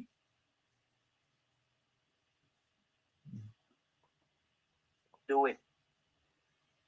At hindi lamang kailangan sa Amerika tayo limitado. Gusto ng Australia tumulong dyan, gusto ng Japan tumulong dyan, fine. Walang problema yan. Ang European Union, walang problema yan. Kasi lahat naman yan naka-invest sa West Philippine Sea, na bukas ang West Philippine Sea. Dahil sila, ginagamit din nila yan sa kanilang kalakalan. Okay? At ako ay naniniwala din, parang supported ko na lang yung punto na, na sa tingin ko, panahon na rin siguro magkaroon din rin tayo ng parang, hindi naman militia yung armasan din natin ang ating mga puwersa ng mas maganda, i-develop natin ang ating kakayahan para mag-supporta din. Pero hindi lang tayo basta-basta nabubuli. Yan. Kung yun ang sinabi mo, tama yan. Yun ang sinabi ni Imee. Bakit mong binanatan si Imee? Tama naman sinabi ni Imee. Magparkas na tayo ng ating mga kagamitan. Sinabi po yan. Papakita ko dito sa mga views ko kung anong sinabi ni Imee. Di ba? At yung panukala na ang ating mga ang ating mga barko hanggang hindi pa tayo malakas ang ating kakayahan ay i-export ng Amerika, wala namang problema doon. Ayan, apayag na siya. Siguro naman pag meron ng malaking warship ang Amerika na nag-a-assist sa maliit nating Coast Guard ship, ay hindi mangyayari ang pang-aatake na yun ng China. Although, syempre, mag-e-escalate yan. Kasi President ang China, magagalit. Siyempre, ang gagawin niya, makikipag-gera siya sa Amerika. Alam mo itong mga to, nagigilian yung mga yan. Pero ayaw din naman ng China magkagit. Professor Contreras was just reacting to the first reaction of China after the water cannon. That's why they so many went against her. Yeah, but they didn't study her statement fully. Yan sinasabi ko. You make hasty decision based on piecemeal information. Magkakamali ka. Magkakamali tayo. Kasi Professor Contreras is also intelligent. He's one of the vloggers that I regularly follow. And here I always present sometimes what his analysis is because I believe in him.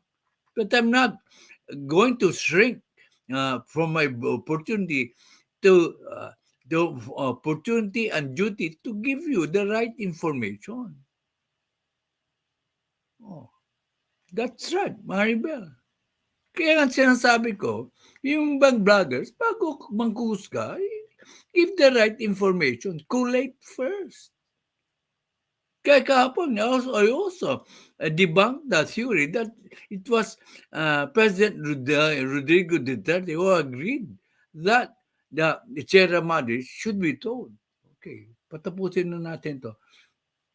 Gera. Kasi siya din naman ang masasaktan. Okay? Pero bago ganun pa man, mag-invest naman tayo sa pagpapamodernize ng ating mga puwersa. At yung PRP Sierra Madre, yung mga tao doon, nabubulok na yung mismong, kasi ano yung kinakalawang na yun, hindi niya makaano. Sana palitan na natin talaga ng isang mas magandang barko na talagang permanente naka-station doon para protektahan ang isang lugar na kung saan meron tayong economic rights. Okay. At yan ay magagawa lamang kung palalakasin natin ang kakayahan natin. At kung kailangan hindi tayo ng tulong sa ibang bansa, ay walang problema yun. Huwag lang sa China. Kasi ang China ay nag-offer ng joint military. Di ba? Agad din ako sa joint military. Parehas kami ng panahon. Joint military operations pa kayo. Hindi ba? Parang hindi yata tama yun. Anyway, sige. Sana nakapagsilbi ako sa bayan dahil sabi sa akin ng UP Serve the People at sana nakapagturo ko sa inyo kahit Yan na. Karamihan dyan sinasabi niya ay tama. Okay, sabi ni the statement naman serves as a warning to those who side with China. Tama ka dyan. So, let's go to what I posted.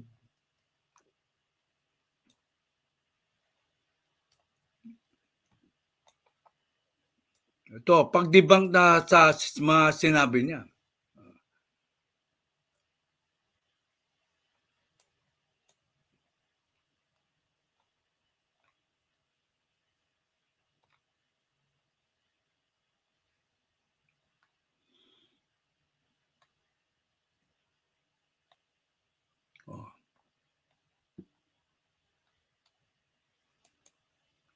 Imee Marcos, sabi ko, should explain the use of water cannon in the West Philippine Sea. Siya, ang sinasabi ni Imee ay pinag-i-explika ang China. Binabati ko sa kanya, explain nyo kung bakit nyo ginawa yun. Ibig sabihin, kinakasigan niya ang China kung bakit ginawa nilang i-endanger ang buhay ng mga Pilipino. Yan ba yung hindi umaalma? Going down further, para hindi tayo magsasabay na iniimbento ko ang aking sinasabi.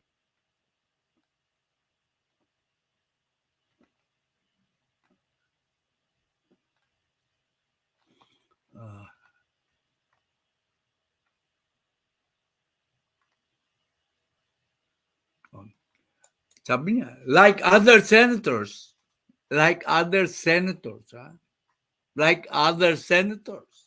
Marcos condemned the incident, urging the condemned. Nang ibig sabihin yan. Kinundinan ni Sen Imee ang mga Chinese dahil sa incident, urging the government to modernize the Philippine Coast Guard. So, bago tayo magbigay ng komento na hindi totoo yung sinasabi ko, yan, statement na yan.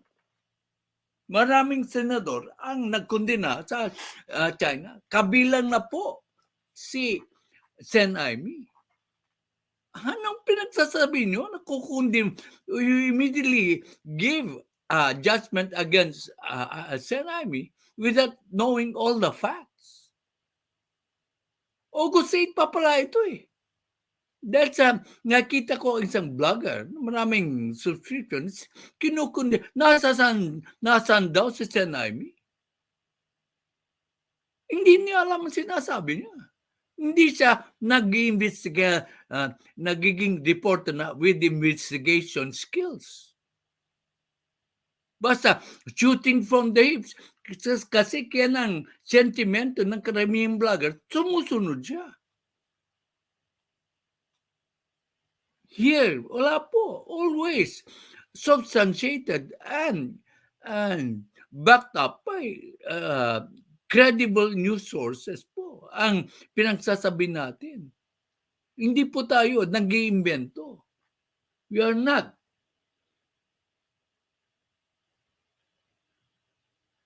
Yeah, but the interview.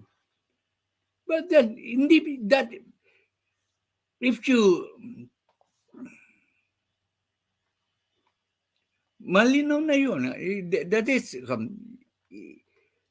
sa interview po, it might be taken in the wrong context.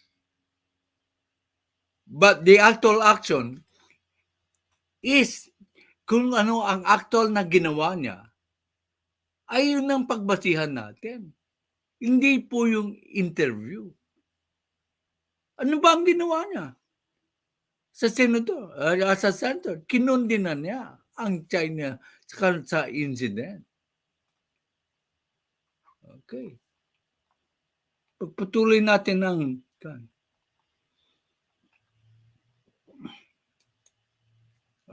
Marcos emphasized that both the Philippines and China are co-signatories to the United Nations Convention on the Law of the Sea, UNCLOS, which upholds the concept of sovereign rights within a country's exclusive economic zone and innocent passage within a country's territorial rights.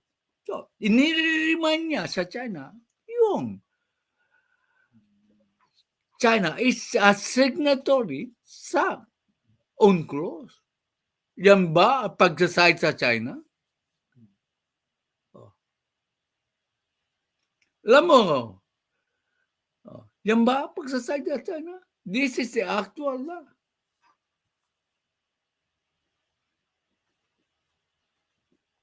And then, patuloy tayo.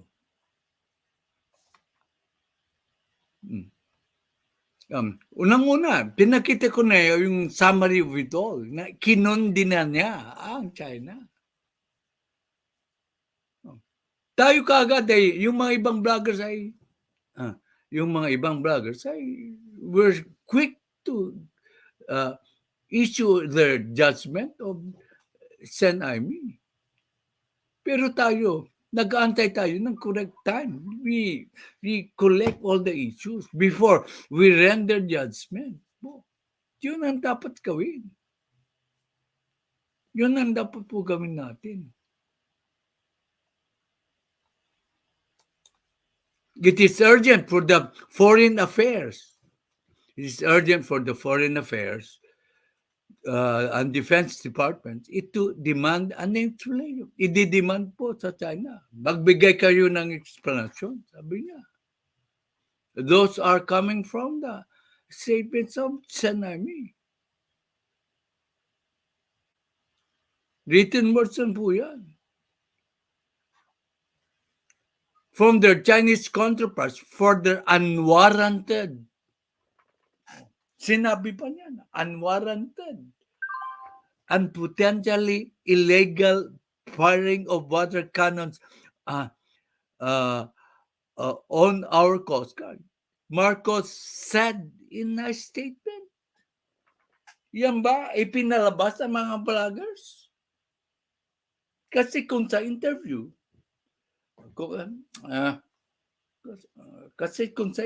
po, sometimes what they say is taken out of context. Pag doon mo lang babasehan ang iyong judgment, magkakamali ka talaga. Basahin mo ang actual na statement in a written paper. Yan. Said in a statement, ulitin ko, the explanation from their Chinese counterparts for the unwarranted and potentially illegally firing of water cannon on our Coast Guard. Professor Tonton Gutierrez was also misled by the interview.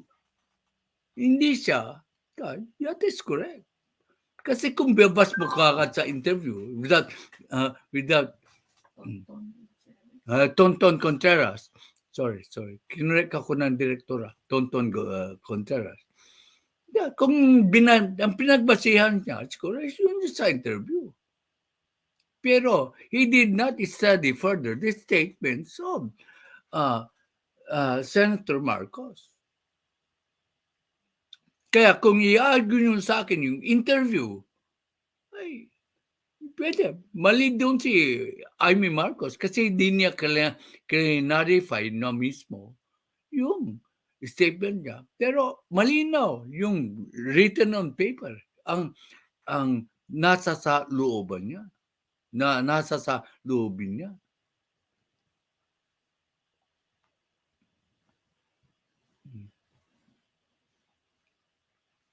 Like other senators, Marcos condemned the incident using the government to urging the government to modernize the PCD. Okay. May mas malinaw pa ba dyan kaysa sa interview? Matanong ko kayo.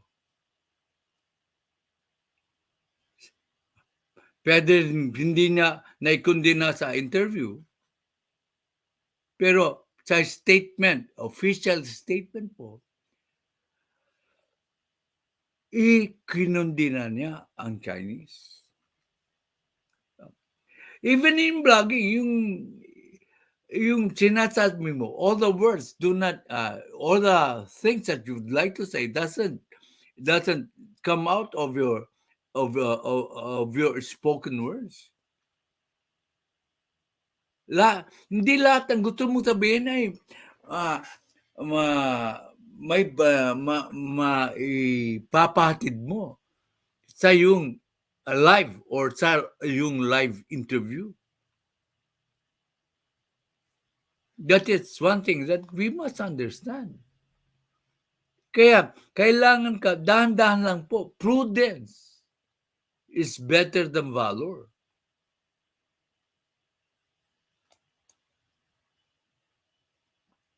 Okay, like other senators.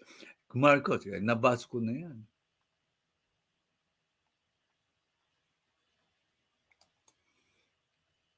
Si Bongo, wala na. Si Bongo, alam natin na malapit po yan kay Presidente Duterte. Kung ano ang nasa sa loob ni Presidente Duterte. Iyang ni-express ni Bongo. On Monday, Senator Lawrence Bongo expressed his confidence that the President Bongbong Marcos will uphold the country's sovereign rights over the West Philippine Sea with the assistance of international partners. Okay. Kung ano ang sinasabi ni Bongo, yun ang most probably ang nasa sa loobin ni President PRRD. That's how close they are. And sabi, I can assume that PRRD is sharing the same sentiment, ang conduct. May confidence po sila na si PBBM will uphold the country's sovereign rights. And hahanap ng kalyansado sa international partners. So magbasa na tayo ng komentaryo. Ulitin ko, bago po maghusga, dapat alamin mo ang tunay na saloobin. So, you can see the tape I posted on about the interview. Yeah. Pero ang sinasabi ko, Maribel, you cannot base solely on the interview yung paghusga sa tao. Alam mo ang magkalak ka pa ng ibang detalya. Kasi kung sa isang interview mo lang ibabase ang paghusga, magkakamali ka talaga. Katulad ng pagkakamali ng karamihan sa mga vloggers. Katulad ni Tonton Contreras. Diba, bilib na bilib ako dyan, pero nagkamali siya kay PRRD at kay Imee. Very hasty siyang magbigay ng judgment. Saan tayo makakakalap ng tunay na balita? Dito sa channel ko. Kali, unbiased po ang channel ko. Tinapakita ko sa iyo ang ebidensya.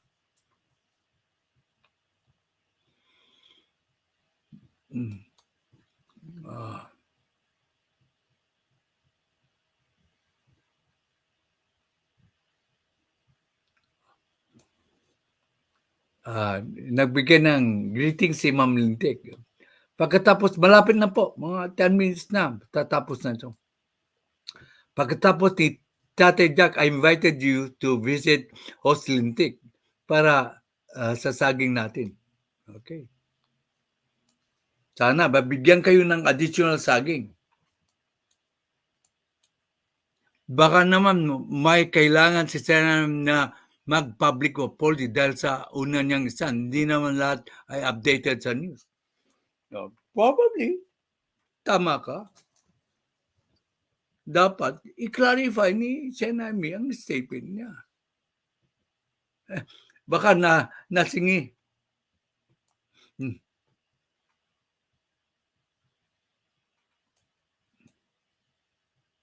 I'll watch it.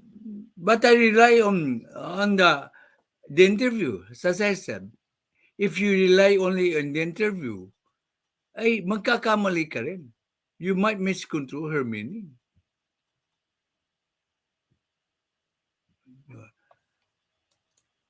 She does not have to tell the secretary what to do because he has already done it. It's not, oh yeah, you're right there. But it is not also wrong to remind the secretary that he should continue doing what he is supposed to be doing.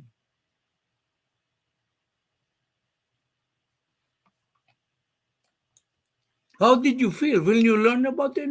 Ay, galit na galit kami. In fact, galit na galit si Trexie. Lahat kami dito. You were not present siguro sa LS. Na lahat kami nanggagalaiti. Because of that.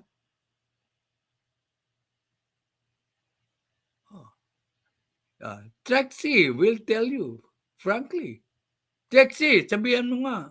Si ma'am, kasi absent siya. When we did the LS on the incident. Na galit lahat ng walang kumontra dito sa family members namin. Lahat sila po ay galit.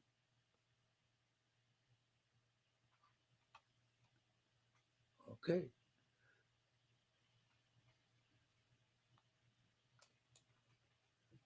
Ulitin ko, Ma'am Maribel, that interview is actual. Based on my experience. May mga thoughts ako na gusto kong sabihin na hindi ko masabi yung in the actual LS. Nasikaw na papansin mo siguro na pag makikausap ka, hindi mo masabi lahat ng gusto mong sabihin. At later on,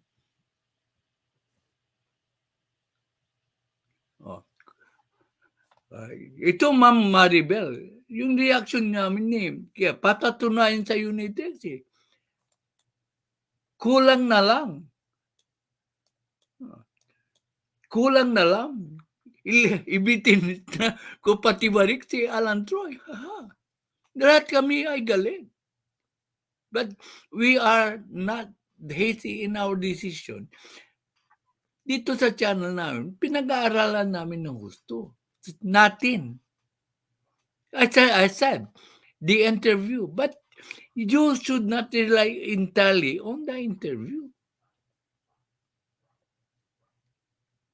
Di ba? Pinakita ko na sa inyo ang statement na yun.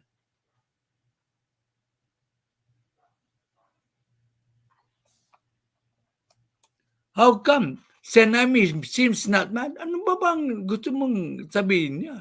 Kinundi na niya. Hindi mo ba nabasa yung statement niya? Not a single word from PRD. Yung, hinayaan niya yung alala niya ang siyang magsabi.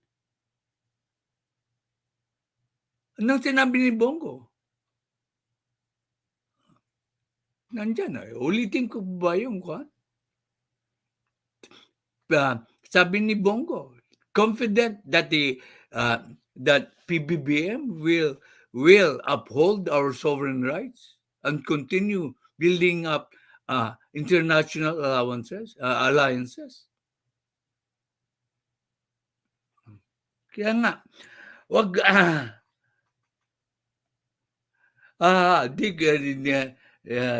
di ko nga umagas. Kaya kung mag-rely kayo sa ibang vloggers na hindi complete ang information, magkakamali kayo.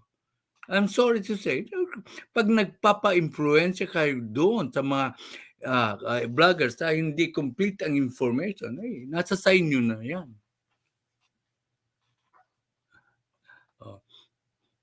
Sabi nga ni Trexie Villa, doon sa kulang na lang na ibitin namin si Alan Troy o si Sasol na patiwarik. Kasi lahat kami galit.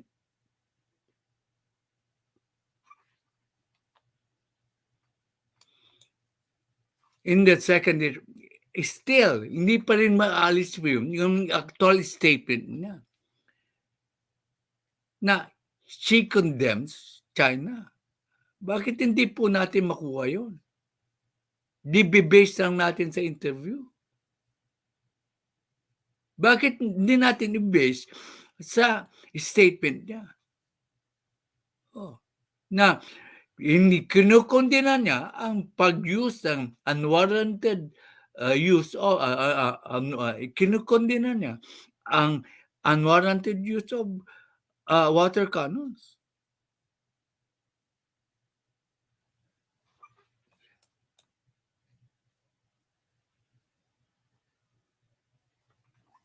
You don't believe in the interview, but you believe in Bongo? That is not an interview. No, if ever that's an interview, it was a statement.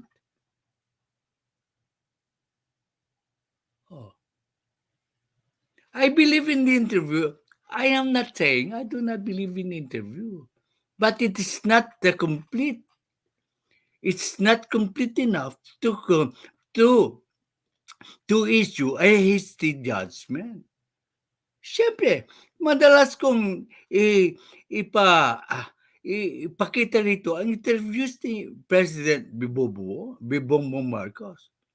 But aside from that, binabakapan ko yan ng research. I believe in interviews. But what I'm saying is, hindi lahat ng nasa salubin naipapakita sa interview. Kasi instant po yun. You have to think of what you're going to say. I'm glad that you are not influenced po. So I'm telling you frankly, na mayroon ng ebidensya there. Nandun ang ebidensya, statement, formal statement. Yun. Ang formal statement po is more credible than the interview. Although I believe in the interviews. Kasi formal statement mga po yan eh. It's written on paper. Hindi na maalis yun. An interview can be erased, it can be deleted. But ang paper na statement, hindi mawala.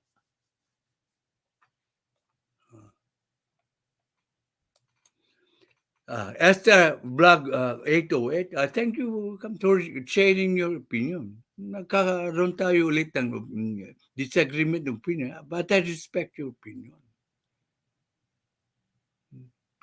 That's why I like you very much. You can state what you know. Sa mga bloggers bang inahangalan nyo, you are allowed to go up upstairs and discuss things with them.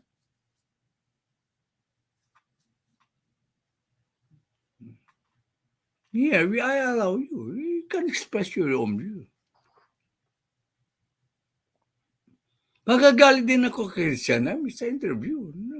Pero after a while, if I study yung kanyang recent statements, I would rely more on sa recent statements. Kasi written statement po yun.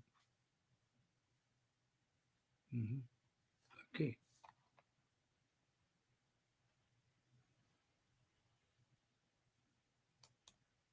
I'm just complaining why we all mad. Except, Imee. Hindi ba? Pwedeng kalmado lang siya. You remember, she is a politician. Kung she's going to spark venom sa issue,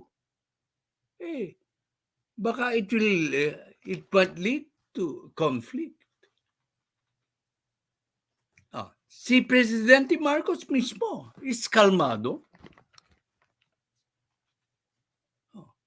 Nakita mo ba, Miss Maribel, na galit ang Presidente? Kalmado ang kanyang response. Kalmado. Baka sinusundan ni Sen. Imee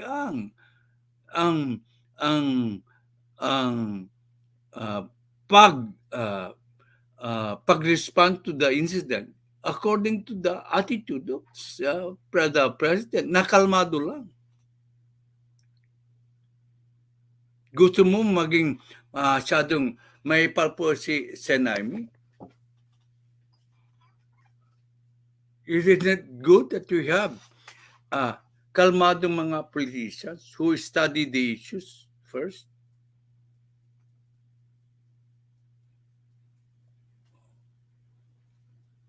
Kaya nga, we were mad. We are one with you that we are mad sa incident. Trexie Villa yung iba rito na who were present sa LSCO when that incident happened, ay mapapatunayan na galit kami. Hello, again, 808 Esther Black. Okay.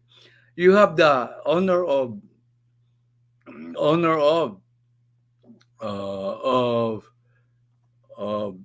saying the last word, Ma'am Maribel. So there are no more